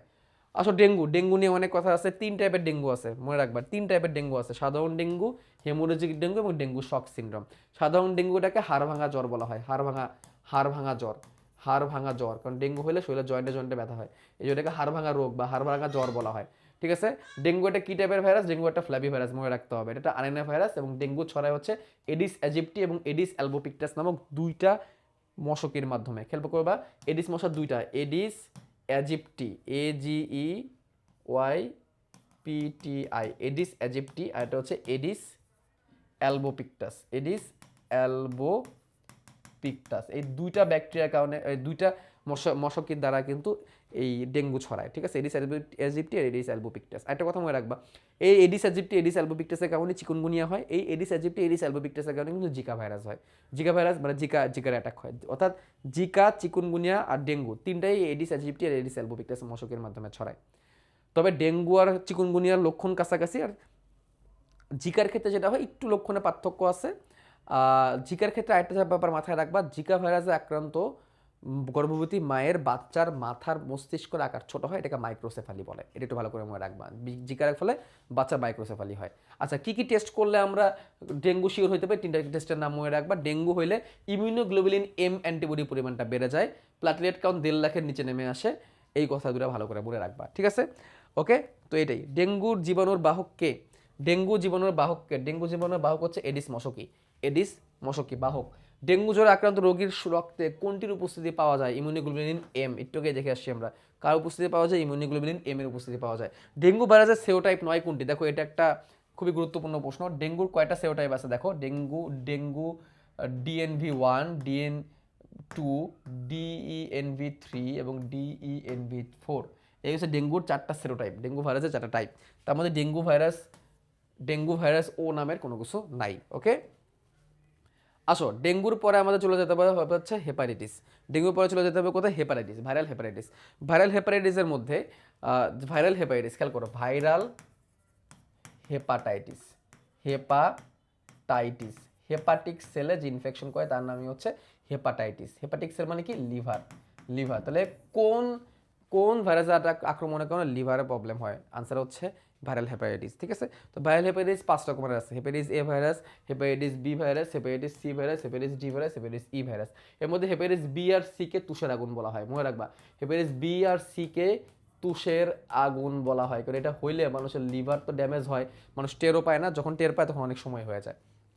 হেপাটাইটিস বি আর সি কে তুষের আগুন বলা হয়। সব থেকে ডেঞ্জারাস হচ্ছে হেপাটাইটিস সি, সব থেকে ডেঞ্জারাস। এবং হেপাটাইটিসের সুপ্তিকালে যে হেপাটাইটিস বি, সরি এটা না, হেপাটাইটিস বি এর যে সুপ্তিকাল, এটা ভালো করে মনে রাখবা। এটা হচ্ছে ভাইরাস, মানে হেপাটাইটিসের সুপ্তিকাল। এই হেপাটাইটিস বি এর সুপ্তিকালটাকে হেপাটাইটিসের সুপ্তিকাল হিসেবে ধরা হয়। হটের সুপ্তিকাল কতদিন রোগটা ঢুকে কোনো রোগ সৃষ্টি করে না করে থাকতে পারে। তারপরে মনে রাখতে হবে কোনটা ডিএনএ কোনটা আরএনএ। মনে রাখার টেকনিক হচ্ছে শুধুমাত্র হেপাটাইটিস বিটাই ডিএনএ। বিডি, বাংলাদেশকে আমরা সংক্ষেপে কি বলি? বিডি। তো বিডি, বি হচ্ছে হেপাটাইটিস বি আর ডি হচ্ছে ডিএনএ। তাহলে বাংলাদেশেও কিন্তু হেপাটাইটিস বিটাই বেশি অ্যাটাক হয়, এটা মনে রাখবা। বাংলাদেশে কোনটার অ্যাটাক বেশি হয়? হেপাটাইটিস বি এর অ্যাটাক হয়। হেপাটাইটিস বি কে আমরা সংক্ষেপে কি বলি? হেপাটাইটিস বি রে আমরা বলি হচ্ছে তুষের আগুন। হেপাটাইটিস বি কে আমরা তুষের আগুন বলি। আর হেপাটাইটিস বি, বিডি বাংলাদেশে অ্যাটাক করে। ডি4 হচ্ছে কি? ডি4 হচ্ছে ডিএনএ, অর্থাৎ এটা ডিএনএ ভাইরাস, ঠিক আছে? তারপর এটা কি প্রকৃতির ভাইরাস? এটা যদি পড়ে যেতে পারে তাহলে ভালো। যেমন হেপাটাইটিস সি হচ্ছে ক্যালিসি ভাইরাস, হেপাটাইটিস ডি অসম্পূর্ণ virus, hepatitis C flavivirus, hepatitis B hepadnavirus, hepatitis A enterovirus. তারপরে মনে রাখবা হেপাটাইটিস এ হচ্ছে পানিবাহিত, এটা মনে রাখবা, এটা হচ্ছে পানি বাহিত। আর বি আর সি হচ্ছে রক্ত, তরল, বীর্য, এগুলো বাহিত, মাতৃস্তনের মাধ্যমে ছড়া যেতে পারে। আর হেপাটাইটিস ডিটা অসম্পূর্ণ ভাইরাস কেন বলা জানো? হেপাটাইটিস ডিটা হচ্ছে একটা স্যাটেলাইট ভাইরাসের মতো। স্যাটেলাইট ভাইরাস মানে কি? ওর অন্য একজনের হেল্প লাগে, অন্য একটা ভাইরাসের হেল্প লাগে, অন্য একটা ভাইরাসের সাহায্য লাগে, তা না হলে সে কি করতে পারে না, সে সংক্রমিত করতে পারে না। এই জন্য এটাকে অসম্পূর্ণ ভাইরাস বলা হয়, এটাকে স্যাটেলাইট ভাইরাসও বলে। অন্য একটা ভাইরাসের হেল্প নিয়ে তারপর সে অ্যাটাক করতে পারে, নিজে নিজে পায় না, ঠিক আছে? তো hepatitis B, hepatitis A, hepatitis C সম্পর্কে কথাগুলো লেখা আছে, তোমরা পড়লেই পারবা। আর হেপাটাইটিস সি কিন্তু খুবই ঝুঁকিপূর্ণ, ঠিক আছে? হেপাটাইটিস বি ভাইরাসের সুপ্তিকাল কতদিন? একটু আগে আমরা দেখে আসি, 45 থেকে 180 দিন। এটাই হেপাটাইটিসের সুপ্তিকাল হিসেবেও ধরা হয়। ভাইরাস হতে কোনটি প্রস্তুত করা হয়েছে? জন্ডিসের টিকা, এটা ভাইরাসের উপকারিতার মধ্যে পড়ে। ভাইরাস থেকে জন্ডিসের টিকা বানানো গেছে, ঠিক আছে? দেখো এই যে লেখা আছে, বসন্ত, পোলিও, জলাতঙ্ক, জন্ডিস ইত্যাদি রোগের টিকা বানাইছে ভাইরাস দিয়ে, ঠিক আছে? জন্ডিস সহ। আর এই তো এইগুলোর টিকা বানানো হয়েছে কি দিয়ে? এগুলোর টিকা বানানো হয়েছে ভাইরাস দিয়ে। আর আর কলেরা, টাইফয়েড, এইগুলার ওষুধ বানানো হয়েছে ভাইরাস দিয়ে। তাহলে খেয়াল করবা, টিকা আর ওষুধ কিন্তু এক না। কলেরা টলেরার টিকা বানাইছে, ওষুধ বানাইছে ভাইরাস দিয়ে।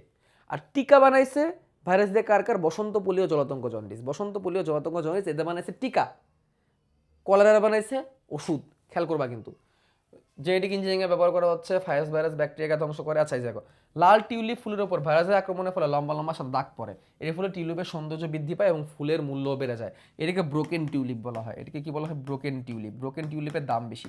টিউলিপ ফুলের একটা কালারের উপর ভাইরাস অ্যাটাক করে অনেকগুলো ছেলে ছেলে দাগ পড়ে, এর ফলে টিউলিপের দাম বেড়ে যায়, ঠিক আছে? যুক্তরাষ্ট্রে এনপিভিকে পতঙ্গনাশক হিসেবে ব্যবহার করা হয় একটা ভাইরাস। আর অস্ট্রেলিয়ার এক সময় খরগোশ অনেক বেড়ে গেছিল অস্বাভাবিকভাবে, তখন মিক্সো ভাইরাস প্রয়োগ করে খরগোশ নিধন করা হয়েছিল। এই প্রশ্নগুলো ভালো করে শিখে রাখবা, ঠিক আছে? এইভাবে ভাইরাসের গুরুত্ব আমরা পড়ে ফেললাম। কয়েকটা ভাইরাস আছে যার কারণে ক্যান্সার হয়, হিউম্যান প্যাপিলোমা ভাইরাস, এটা শিখে রাখবা। অ্যানোজেনিটাল ক্যান্সার হয় কিসের কারণে? তারপরে ক্যাপোসি সার্কোমা রোগ কি হয়? কোন ভাইরাসের কারণে স্কিনের ক্যান্সার হয়, এগুলো একটু ভালো করে একটু দেখে নিও। হ্যাঁ, ক্যান্সার, ভাইরাসের সাথে ক্যান্সারের সম্পর্ক একটু বই থেকে দেখে নিবা প্লিজ। হ্যাঁ, ভাইরাসের সাথে ক্যান্সারের সম্পর্ক, ভাইরাসের সাথে ক্যান্সার সম্পর্ক একটু প্লিজ একটু দেখে নিবা। তো ভাইরাসের পরের টপিক হচ্ছে আমাদের ব্যাকটেরিয়া। ব্যাকটেরিয়া থেকে অনেক গুরুত্বপূর্ণ কিছু প্রশ্ন আসে। ব্যাকটেরিয়ার বৈশিষ্ট্যটা ভালো করে পড়বা। ব্যাকটেরিয়া বৈশিষ্ট্যের মধ্যে প্রথমে মনে রাখতে হবে এটা আণুবীক্ষণিক, নট অতি আণুবীক্ষণিক। অতি আণুবীক্ষণিক হচ্ছে ভাইরাস, অতি আণুবীক্ষণিককে ভাইরাস, ব্যাকটেরিয়া হচ্ছে শুধু আণুবীক্ষণিক। ঠিক আছে, ব্যাকটেরিয়া হচ্ছে শুধু আণুবীক্ষণিক, আবার হচ্ছে অতি আণুবীক্ষণিক। এরা এক কোষী, অলওয়েজ মনে রাখবে এরা হচ্ছে এক কোষী, শুধু এক কোষী না, এরা হচ্ছে আদিকোষী, শুধু এক কোষী না, এরা হচ্ছে আদিকোষী। এটা কিভাবে সংখ্যা বৃদ্ধি করে? দ্বিভাজন। কিভাবে সংখ্যা বৃদ্ধি করে? দ্বিভাজন। এবং দ্বিভাজন পদ্ধতির সংখ্যা বৃদ্ধির পাশাপাশি এরা হচ্ছে অবাধ শোষণ করে, এটাকে তো মাথায় রাখবা। এটা কি ধরনের শোষণ করে? এরা হচ্ছে অবাধ শোষণ করে। এদের কোষপ্রাচীর কি দিয়ে তৈরি? পেপটিডোগ্লাইকন দিয়ে তৈরি, যেটা হচ্ছে মিউকোপ্রোটিন। হ্যাঁ, পাশাপাশি এদের কোষপ্রাচীরে মুরামিক অ্যাসিড এবং টিকুইক অ্যাসিড পাওয়া যায়, ভালো করে মনে রাখবা যে ব্যাকটেরিয়া কোষপ্রাচীরে কোন কোন অ্যাসিড পাওয়া যায়? মুরামিক অ্যাসিড পাওয়া যায় এবং টিকুইক অ্যাসিড পাওয়া যায়। এটা গাম পজিটিভ হতে পারে, গাম নেগেটিভ হতে পারে। গাম পজিটিভের কোষপ্রাচীর পুরু, গাম নেগেটিভের কোষপ্রাচীর পাতলা। এদের মধ্যে কেউ কেউ হচ্ছে বাধ্যতামূলক অবায়বীয়, যেমন ক্লস্ট্রিডিয়াম, ভালো করে মনে রাখবা ক্লস্ট্রিডিয়াম। এই ক্লস্ট্রিডিয়াম ব্যাকটেরিয়া বাধ্যতামূলক অবায়বীয়, অর্থাৎ অক্সিজেন থাকলে বাঁচবে না। আর কটা আছে সুবিধাবাদী বায়বীয়, আর একটা আছে বাধ্যতামূলক বায়বীয়। বাধ্যতামূলক বায়বীয়কে অ্যাজোটোব্যাক্টের, এটা ভালো করে মনে রাখবে, এটা পরীক্ষা বেশি আসে। অ্যাজোটোব্যাক্টের হচ্ছে বাধ্যতামূলক বায়বীয়, অর্থাৎ একে বাঁচতে গেলে, এর বাঁচতে হলে অক্সিজেন লাগবেই। তাহলে অ্যাজোটোব্যাক্টর হচ্ছে এমন একটা ব্যাকটেরিয়া যার বাঁচতে হলে অবশ্যই ব্যাকটেরিয়া লাগে, এই জন্য এটাকে বলা হয় বাধ্যতামূলক বায়বীয়। আর বাধ্যতামূলক অবায়বীয় অর্থাৎ অক্সিজেন থাকলে মরে যাবে। অবায়বীয় মানে কি? বাতাস নিতে পারবে না, এটাকে বাতাস বলতে অক্সিজেন, সেটাকে ক্লস্ট্রিডিয়াম। তাহলে ক্লস্ট্রিডিয়াম হচ্ছে বাধ্যতামূলক অবায়বীয়, বাধ্যতামূলক বায়বীয় হচ্ছে অ্যাজোটোব্যাক্টর, ভালো করে শিখে রাখবা। ঠিক আছে, প্রোক্যারিওটে কোনটি? প্রোক্যারিওট মানে হচ্ছে আদিকোষ। আদিকোষ কোনটি? ব্যাকটেরিয়াটা আদিকোষ, ভাইরাস কোনো কোষ না। ছত্রাক এবং ফার্ন প্রকৃত কোষ। ব্যাকটেরিয়ার নামকরণ করেছেন কোন বিজ্ঞানী? এরেনবার্গ। হ্যাঁ, এরেনবার্গ, এই নামকরণটা একটু শিখে নিব। নিচের কোনটি ব্যাকটেরিয়ার বৈশিষ্ট্য? এরা অকোষীয় না, অকোষীয় হচ্ছে ভাইরাস। এতে সাইটোপ্লাজম ও রাইবোজোম আছে। সাইটোপ্লাজম রাইবোজোম আছে। এতে দিয়ে কোনো এনজাইম থাকে না, ব্যাকটেরিয়া দিয়ে এনজাইম থাকে, ব্যাকটেরিয়া দিয়ে এনজাইম থাকে। বিপাক ক্রিয়া ঘটে না, ভুল। আনসার হচ্ছে এতে সাইটোপ্লাজম ও রাইবোজোম আছে, যদি রাইবোজোমটা 70S। বা সাইটোপ্লাজম না থাকলে তো সেটা কোনো কোষে হবে না। একটা কোষ হইতে গেলে মনে রাখবে, একটা কোষ হইতে গেলে তিনটা বৈশিষ্ট্য থাকা লাগে। কি কি? কোষ ঝিল্লি, আমি আগেও বলছি আবারও বলে দিচ্ছি, একটা কোষ হইতে গেলে তিনটা বৈশিষ্ট্য থাকা লাগে।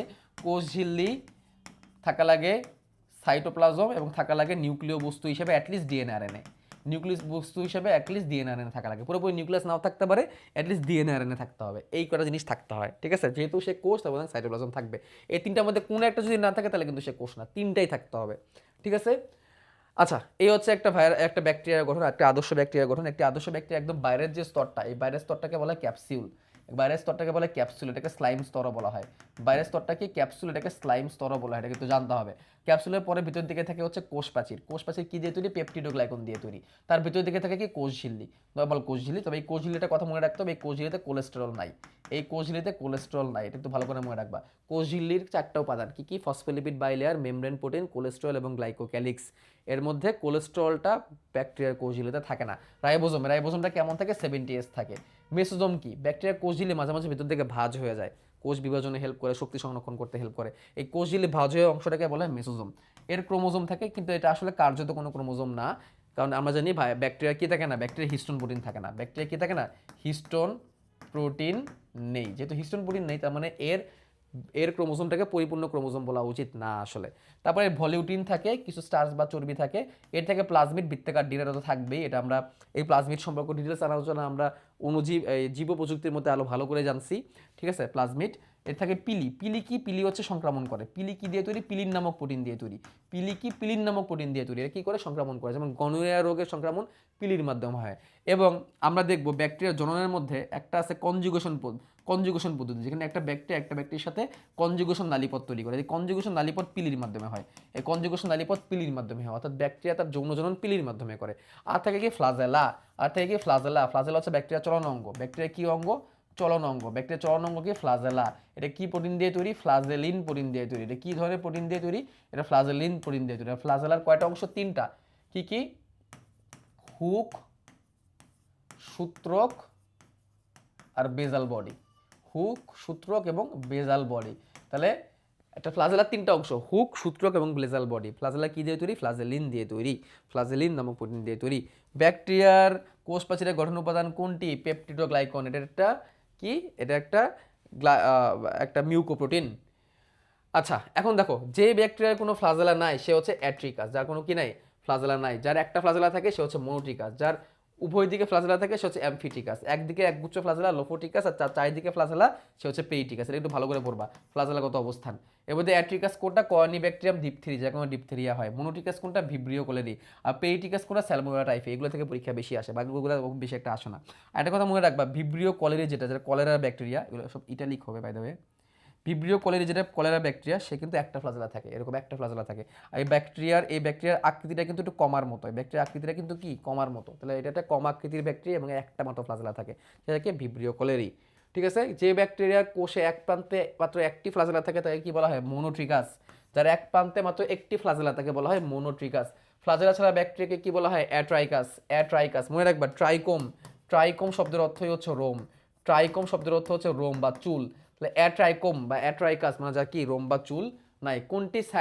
কোনটি সায়ানোব্যাকটেরিয়া, কোনটা সায়ানোব্যাকটেরিয়া, নস্টক। ভালো করে মনে রাখবা, নস্টক হচ্ছে একটা সায়ানোব্যাকটেরিয়া। নস্টক হচ্ছে একটা সায়ানোব্যাকটেরিয়া। সায়ানোব্যাকটেরিয়াকে নীলাপ সবুজ শৈবাল ডাকা হয়। সায়ানোব্যাকটেরিয়াকে নীলাপ সবুজ শৈবাল ডাকা হয়, কিন্তু সে কিন্তু কোনো শৈবাল না, বা সে কিন্তু কোনো আসলে শৈবাল না, সে একটা ব্যাকটেরিয়া। সায়ানোব্যাকটেরিয়াকে কোন ধরনের উদ্ভিদ, সায়ানোব্যাকটেরিয়া একটা গ্রিন ব্লু অ্যালগি। দেখো, ব্লু গ্রিন অ্যালগি, ব্লু মানে কি নীল, গ্রিন মানে কি সবুজ, অ্যালগি মানে কি শৈবাল, যেটা একটু আগে আমি লিখছি, নীলাভ সবুজ শৈবাল বা সায়ানো ব্যাকটেরিয়া। দেখো, gram positive bacteria, gram negative bacteria পার্থক্যটি কি? যেই ব্যাকটেরিয়া কোষপ্রাচীর পুরু থাকবে, পেপটিগুলো পুরু থাকবে, সেটা হচ্ছে গ্রাম পজিটিভ ব্যাকটেরিয়া। আর যে ব্যাকটেরিয়া কোষপ্রাচীর পাতলা সেটা হচ্ছে গ্রাম নেগেটিভ ব্যাকটেরিয়া। তাহলে কমন কথা, কোষপ্রাচীর পুরু। গ্রাম পজিটিভ কি, কোষ প্রাচীর পুরু। তো যে ব্যাকটেরিয়া কোষ প্রাচীর পুরু থাকে তাকে বলে গ্রাম পজিটিভ ব্যাকটেরিয়া। যে ব্যাকটেরিয়া কোষ প্রাচীর পুরু থাকে না, পাতলা থাকে, সেটাকে বলে গ্রাম নেগেটিভ ব্যাকটেরিয়া। আচ্ছা, এরপর একটা কথা মাথায় রাখতে হবে, গ্রাম পজিটিভ ব্যাকটেরিয়াটা হচ্ছে ক্রিস্টাল ভায়োলেট রং ধারণ করে রাখে। ক্রিস্টাল ভায়োলেট রং ধারণ করে রাখে। এখন এত কিছু বোঝার দরকার নাই, জাস্ট এটুকু মনে রাখো, ব্যাকটেরিয়া গ্রাম পজিটিভ না গ্রাম নেগেটিভ এটা ইয়ে করার জন্য গ্রাম স্টেনিং করছিল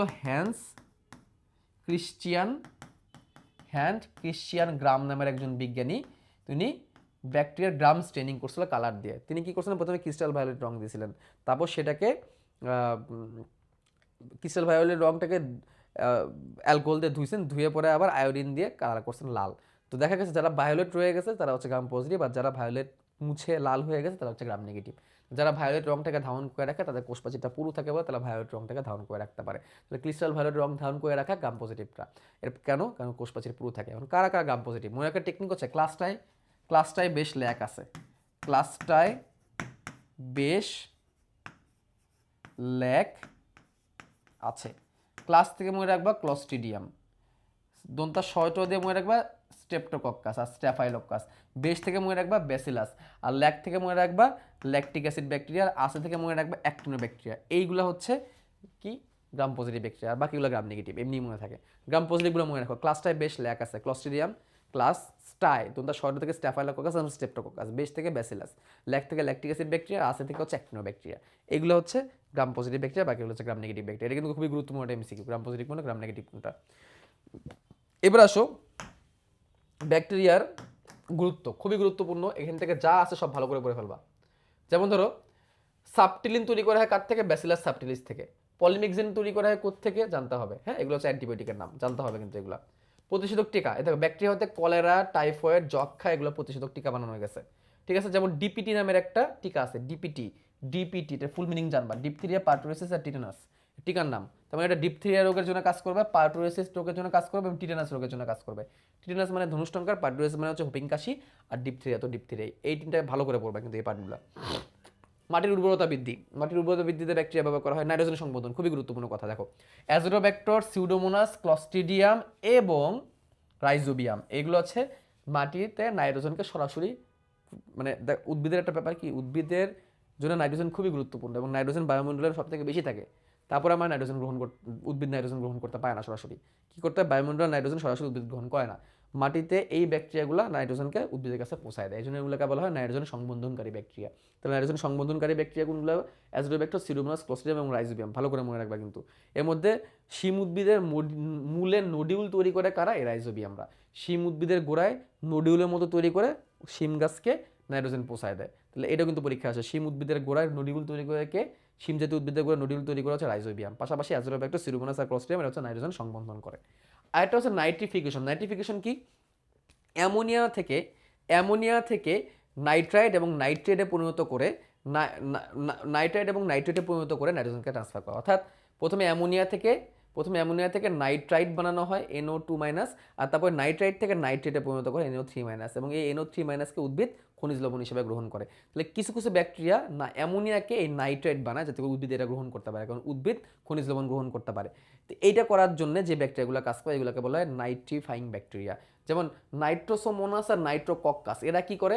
এরা অ্যামোনিয়াকে নাইট্রাইটে পরিণত করে। তাহলে অ্যামোনিয়াকে নাইট্রেটে পরিণত করে নাইট্রোসোমোনাস আর নাইট্রোকক্কাস, আর তারপরে নাইট্রাইটকে নাইট্রেটে পরিণত করে নাইট্রোব্যাক্টার। তাহলে তিনটা ব্যাকটেরিয়া নাম এখানে আছে, নাইট্রোসোমোনাস, নাইট্রোকক্কাস আর নাইট্রোব্যাক্টেরিয়া। এরা কি করে? নাইট্রিফিকেশন করে। এগুলোকে নাইট্রিফাইং ব্যাকটেরিয়া বলা হয়।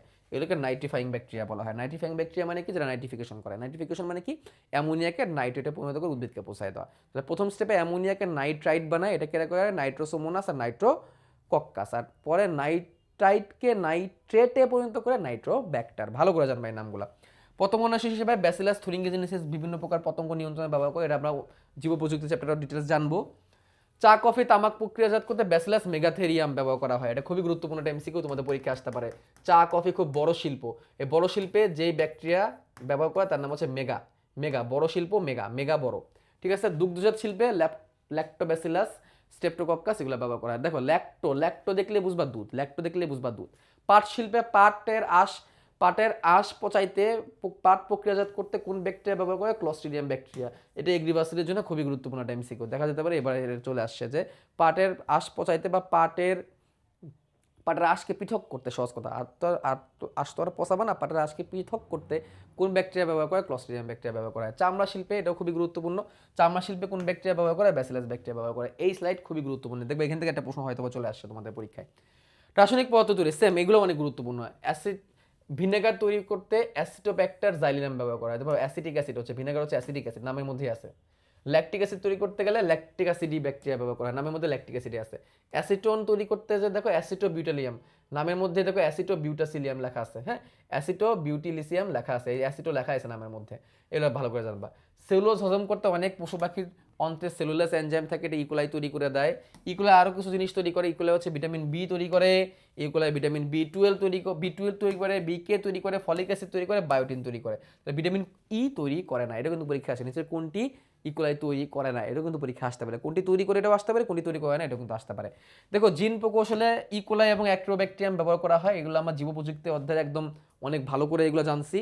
পয় নিষ্কাশনে জুগ্লিয়া ব্যাকটেরিয়া ব্যবহার করা হয়। জুগ্লিয়া পয় নিষ্কাশনে ব্যবহার করা, এটা খুবই গুরুত্বপূর্ণ। সমুদ্রের তেল পড়ে গেলে সিউডোমোনাস ব্যাকটেরিয়া ব্যবহার করা হয়। পাশাপাশি আরও 3টা ব্যাকটেরিয়ার নাম জীব প্রযুক্তি চ্যাপ্টারে দেওয়া আছে।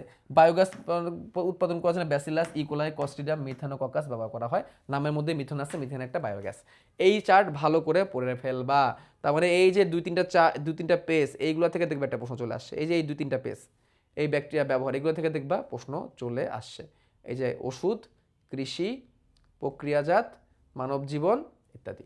পাউরুটি তৈরি প্রক্রিয়ার সময় ইস্ট ব্যবহারের ফলে পাউরুটি ছিদ্রযুক্ত কোন গ্যাসের কারণে হয়? এটা কার্বন ডাইঅক্সাইড গ্যাস। ইস্টের ফলে অবাত শোষণ হলে কার্বন ডাইঅক্সাইড হয়ে বেরোয়। এগুলো আমরা উদ্ভিদ সাহিত্যতে চ্যাপ্টার আবার দেখবো এই জিনিসটা। পাটের আঁশ ছাড়াতে কোনটি কাজে লাগে? ক্লস্ট্রিডিয়াম ব্যাকটেরিয়া কাজে লাগে। ভালো করে শিখে নিও কিন্তু এটা, ঠিক আছে।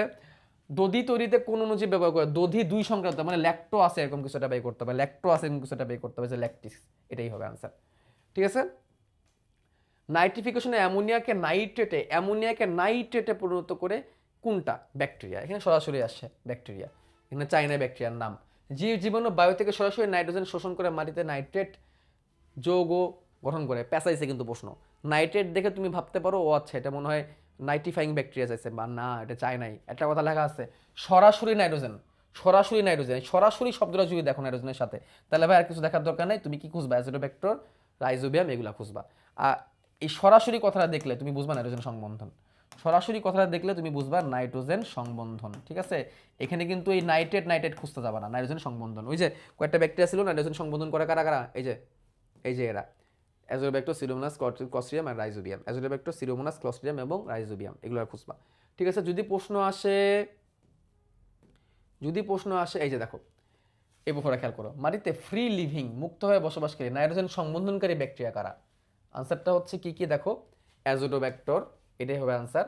মাটিতে বসবাসকারী এক ধরনের অ্যারোবিক ব্যাকটেরিয়া যা প্রতিকূল পরিবেশে টিকে থাকার জন্য আছে। যাই হোক, যে এরা অ্যাজোটোব্যাক্টর, অ্যানাবেইনা, নস্টক, ঠিক আছে, বেজারিঙ্কিয়া, ক্লস্ট্রিডিয়াম, এগুলো হচ্ছে এই কাজগুলো করে। তাহলে কিন্তু আনসার হবে অ্যাজোটোব্যাক্টর। অ্যাজোটোব্যাক্টর। রাইজোবিয়াম কিন্তু নোডিউল তৈরি করে, এই জন্য এটা আনসার হয় নাই।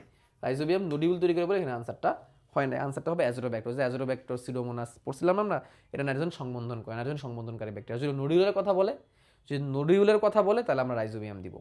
ঠিক আছে, কোনটি ডিনাইট্রিফাইং ব্যাকটেরিয়া নয়? ডি কেটে দাও, নয় কেটে দাও, তার মানে আসলে কি নাইট্রিফাইং ব্যাকটেরিয়া চাইছে। এই টাইপের প্রশ্ন যখন করেন, নিচের কোনটি সত্য হলেও মিথ্যা, নিচের কোনটি সত্য নয়, সত্য নয় কাটাকাটি করতে মানে কি সত্য, সত্য নয় মানে কি মিথ্যা চাইছে। নিচের কোনটি মিথ্যা নয়, মিথ্যা নয় কেটে দাও মানে কি সত্য চাইছে। তাহলে কোনটি ডিনাইট্রিফাইং ব্যাকটেরিয়া নয়, ডি আর নয় কেটে দাও, তাহলে কি নাইট্রিফাইং ব্যাকটেরিয়া চাইছে আলটিমেটলি। আনসারটা কি নাইট্রোব্যাক্টার। নাইট্রোব্যাক্টার, নাইট্রোমোনাস, নাইট্রোসোকক্কাস। নাইট্রোব্যাক্টার, নাইট্রোসোমোনাস আর নাইট্রোকক্কাস। হ্যাঁ, এখানে আবার কেউ কিন্তু সিরোমোনাস দেখেও না। এই নাইট্রোজেন সংবন্ধন নাইট্রিফাইং ভাই না বুঝলে আলাদা করে খাতায় লিখা পুরা তারপর কিন্তু পরীক্ষা দিতে যাও, প্যাস লাগাই ফেলে কিন্তু অনেকেই। মাটিতে সরাসরি নাইট্রোজেন সংবন্ধন করতে পারে কোনটি? এই যে আনসার অ্যাজোটোব্যাক্টর। সরাসরি নাইট্রোজেন, সরাসরি দেখলেই বুঝবা নাইট্রোজেন সংবন্ধনকে ইন্ডিকেট করছে। অ্যাজোটোব্যাক্টর, সিরোমোনাস, ক্লস্ট্রিডিয়াম। গোল আলুর সবচেয়ে মারাত্মক রোগ কোনটি? আলুর বিলম্বিত ধসা রোগ। আলুর বিলম্বিত ধসা রোগ গোল আলুর সবথেকে বড়, সবথেকে ডেঞ্জারাস রোগ, এবং এটার ব্যাকটেরিয়াগুলোর নাম জেনে নাও, ফাইটোপথোরা ইনফেস্টান্স। হ্যাঁ, জেনে রাখো কিন্তু। ঠিক আছে, ব্যাকটেরিয়ার নামটা দেখো। ব্যাকটেরিয়া জনন, ব্যাকটেরিয়া জনন দুইভাবে হইতে পারে, অযৌন জনন হইতে পারে আর যৌন জনন হইতে পারে। জনন বলতে এখানে সংখ্যা বৃদ্ধিকে ইন্ডিকেট করছে। অযৌন জনন আসলে দ্বিবিভাজন প্রক্রিয়া হয়। কি প্রক্রিয়া হয়? দ্বিভাজন প্রক্রিয়া হয়। কি প্রক্রিয়া হয়? দ্বিভাজন প্রক্রিয়া হয়। তার পাশাপাশি আরও দুটা প্রক্রিয়া আছে, একটা হচ্ছে গনিডিয়া, একটা হচ্ছে গনিডিয়া, এটাও হচ্ছে ব্যাকটেরিয়ার অযৌন জনন, একটা হচ্ছে অ্যান্ডোস্পোর। গনিডিয়া আর হচ্ছে অ্যান্ডোস্পোর, এই দুটো কিন্তু হইতে পারে। লিউকোথ্রিস, তারপর ব্যাসিলাসিয়া গোত্রের ক্ষেত্রে এগুলো হয়। ঠিক আছে, আর যৌন জননের ক্ষেত্রে আছে কনজুগেশন নালীপথ পদ্ধতি, ট্রান্সফরমেশন পদ্ধতি আর ট্রান্সডাকশন পদ্ধতি, এই তিনটা। তার মানে আমি একটু বলে রাখি, দ্বিভাজন পদ্ধতি হচ্ছে মেন। দ্বিভাজন পদ্ধতিতে প্রতি 20 মিনিটে একটা থেকে দুইটা ব্যাকটেরিয়া হয়ে যেতে পারে দ্বিভাজন পদ্ধতিতে। আচ্ছা, এটা হচ্ছে প্রধান পদ্ধতি। আর যৌন জননের মধ্যে কনজুগেশন প্রক্রিয়া আছে, এটা পিলি দিয়ে করে, একটু আগে তোমাদের দেখাইছি। এটা হচ্ছে সাধারণ পদ্ধতি, কনজুগেশন নালীপথের মাধ্যমে করে। ট্রান্সফরমেশন মানে কি একটা ব্যাকটেরিয়ার মধ্যে অন্য একটা জিন ঢুকাই দেওয়া, বহিরাগত কোনো একটা জিন ঢুকাই দেওয়া, এটা হচ্ছে ট্রান্সফরমেশন। তাহলে একটা ব্যাকটেরিয়ার মধ্যে বহিরাগত কোনো জিন ঢুকাই দেওয়া, এটা হচ্ছে ট্রান্সফরমেশন, অর্থাৎ রিকম্বিনেন্ট ডিএনএ তৈরি করা। আর ট্রান্সডাকশন কি? ভাইরাস দিয়ে যখন ব্যাকটেরিয়ার প্রজনন করানো হয়, কোনটা ভাইরাসের মাধ্যমে যদি, কোনটা ফাস্ট ভাইরাসের মাধ্যমে যদি ব্যাকটেরিয়া জনন করানো হয়, তাহলে সেটা হচ্ছে ট্রান্সডাকশন। তাহলে মনে রাখবা এখানে একটা জিনিস মনে রাখো, ফাস্ট ভাইরাসের মাধ্যমে, কোনো ভাইরাসের মাধ্যমে যদি ব্যাকটেরিয়া জনন হয়, ভাইরাসের মাধ্যমে যদি ব্যাকটেরিয়া জনন হয়, তাহলে হবে ট্রান্সডাকশন। এটা একটু ভালো করে মনে রাখো। ঠিক আছে, এটা পরীক্ষায় আসে। এই যে মুকুলোদ্গম হইতে পারে কুড়ি সৃষ্টির মাধ্যমে, গনিডিয়া তৈরি করে লিউকোথ্রিস টাইপের, আর অ্যান্ডোস্পোর তৈরি করে ব্যাসিলাসিয়া গোত্রের ব্যাকটেরিয়া। এইটুকু মনে রাখবা যে গনিডিয়া তৈরি করে লিউকোথ্রিসরা, অ্যান্ডোস্পোর তৈরি করে ব্যাসিলাসিয়া গোত্রের, কুড়ি তৈরি করে মুকুলোদ্গম। এখানে এত ডিটেলস দরকার নেই, জাস্ট এইটুকু মনে রাখো যে গনিডিয়া কাদের হয়? লিউকোথ্রিস জাতীয় সূত্রাকার ব্যাকটেরিয়া, সূত্রক বিচ্ছিন্ন হয়ে এটাও হয়। অ্যান্ডোস্পোর তৈরি করে কে? ব্যাসিলাসিয়া গোত্রের ভাইরাসগুলো, ব্যাকটেরিয়াগুলো। ফার্স্ট ভাইরাসের মাধ্যমে এক ব্যাকটেরিয়ার জিনোম অন্য ব্যাকটেরিয়াকে প্রবেশ করানোকে কি বলে? এক ব্যাকটেরিয়ার জিন অন্য ব্যাকটেরিয়াতে দেওয়া মানেই জনন। ব্যাকটেরিয়া জনন মানে একটা ব্যাকটেরিয়ার ডিএনএ একটা ব্যাকটেরিয়াকে দিয়ে দেওয়া, এটাই ব্যাকটেরিয়া জনন। আমরা যেটা জীব প্রযুক্তি চ্যাপ্টারে দেখবো যে একটা ব্যাকটেরিয়া তার প্লাজমিড একটা ব্যাকটেরিয়াকে দিয়ে দিচ্ছে, এটাই জনন, এটাই জনন। ঠিক আছে, একটা জিনিস একটা জিনিসের ট্রান্সফার। এখানে যে সংখ্যা বৃদ্ধি করতে হবে ব্যাপারটা এরকম না, একটা জেনেটিক মেটেরিয়াল আরেকটার কাছে দিয়ে দাও, এটাই জনন। তো এই ক্ষেত্রে এই যে ফার্স্ট ভাইরাসের কথা যেহেতু উল্লেখ আসে, তার মানে ট্রান্সডাকশন। যখনই বলবে যে ভাইরাসের মাধ্যমে ব্যাকটেরিয়ার সংখ্যা বৃদ্ধি, তার মানে ট্রান্সডাকশন, তাহলে ট্রান্সডাকশন। আচ্ছা, এবার আমরা ম্যালেরিয়াতে চলে আসতেছি। ম্যালেরিয়া, এরিয়া শব্দটা আসে এয়ার বা বায়ু থেকে, আর ম্যাল শব্দটা আসে দূষিত বা নষ্ট থেকে, তাহলে নষ্ট বায়ু। তাহলে প্রথমে ধারণা করা হয়তো যে বায়ুবাহিত রোগ, ম্যালেরিয়াটা কি বায়ুবাহিত রোগ। ঠিক আছে, বিজ্ঞানী টর্টি সবার প্রথমে ম্যালেরিয়া শব্দটা ব্যবহার করেন, আর চার্লস রেভেরন সবার প্রথমে লোহিত রক্তকণিকাতে ম্যালেরিয়ার জীবাণু আবিষ্কার করেন এবং এই রোগের প্রকৃত খুঁজে পান। কে সবার প্রথমে রোগের প্রকৃতি কে খুঁজে পান? চার্লস রেভেরন। এবং তিনি বুঝেন এটা আসলে কোনো বায়ুবাহিত রোগ নয়। যেটা আরও ভালো বুঝান স্যার রোনাল্ড রস, তিনি প্রমাণ করেন যে অ্যানোফিলিস মশকের মাধ্যমে এটা ছড়ায়। অ্যানোফিলিস মশকের মাধ্যমে ছড়ায় কে বলছেন? রোনাল্ড রস। লোহিত রক্তকণিকা অ্যাটাক করে এবং প্রকৃতিকে প্রথম খুঁজে পান চার্লস লেভেরন। আর প্যাট্রিক ম্যানসন কি করছেন? ম্যালেরিয়ার জীবাণু মশকের সাহায্যে মানবদের সংক্রমিত করে। কে কি করছে শিখে নিবা। টটি প্রথম উচ্চারণ করছে নামটা, ল্যাভেরন বলছে লোহিত রক্তকণিকায় এটার আক্রমণটা হয়েছে। জীবাণু মশকের সাহায্যে ছড়ায় কে বলছে? Patrick Manson. আর স্ত্রী অ্যানোফিলিস মশকের মাধ্যমে ছড়ায় এটা কে আবিষ্কার করছে? রোনাল্ড রস। কে প্রমাণ করেন অ্যানোফিলিস মশকি অ্যানোফিলিস গণভুক্ত মশকি ম্যালেরিয়া পরজীবী বহন করে, এই চিত্রকে দেখছি স্যার রোনাল্ড রস। এমন একবার রোনাল্ড রস আর চার্লস ল্যাভরন দুজনই কিন্তু আর্মির সেনাবাহিনীর ডাক্তার ছিলেন। হ্যাঁ, ম্যালেরিয়া পরজীবী একটি অন্তঃপরজীবী, দেহের ভিতরে বসবাস করে বলে এটা একটা অন্তঃপরজীবী, আবশ্যিক পরজীবী না। আবশ্যিক পরজীবী মানে বাধ্যতামূলক পরজীবী, ওটা ভাইরাস। ম্যালেরিয়া দেখো এই চার্ট মুখস্থ, কোনো কথা নাই, এই চার্ট একদম ডাইরেক্ট মুখস্থ। হ্যাঁ, এই চার্ট ডাইরেক্ট মুখস্থ, এতে কোনো চেঞ্জ নাই। রোগের নাম, রোগের প্রকৃতি, রোগের কত ঘন্টা পর পর জ্বর আসে এবং শুক্তাকাল, এটা একদম ডাইরেক্ট মুখস্থ। কোনোটাই ইম্পর্টেন্ট না, কোনোটাই আনইম্পর্টেন্ট না, সবগুলোই সমানভাবে ইম্পর্টেন্ট। আমি তোমাদের একটা টেকনিক শিখাই দিই, সেটা হচ্ছে, টেকনিকটা হচ্ছে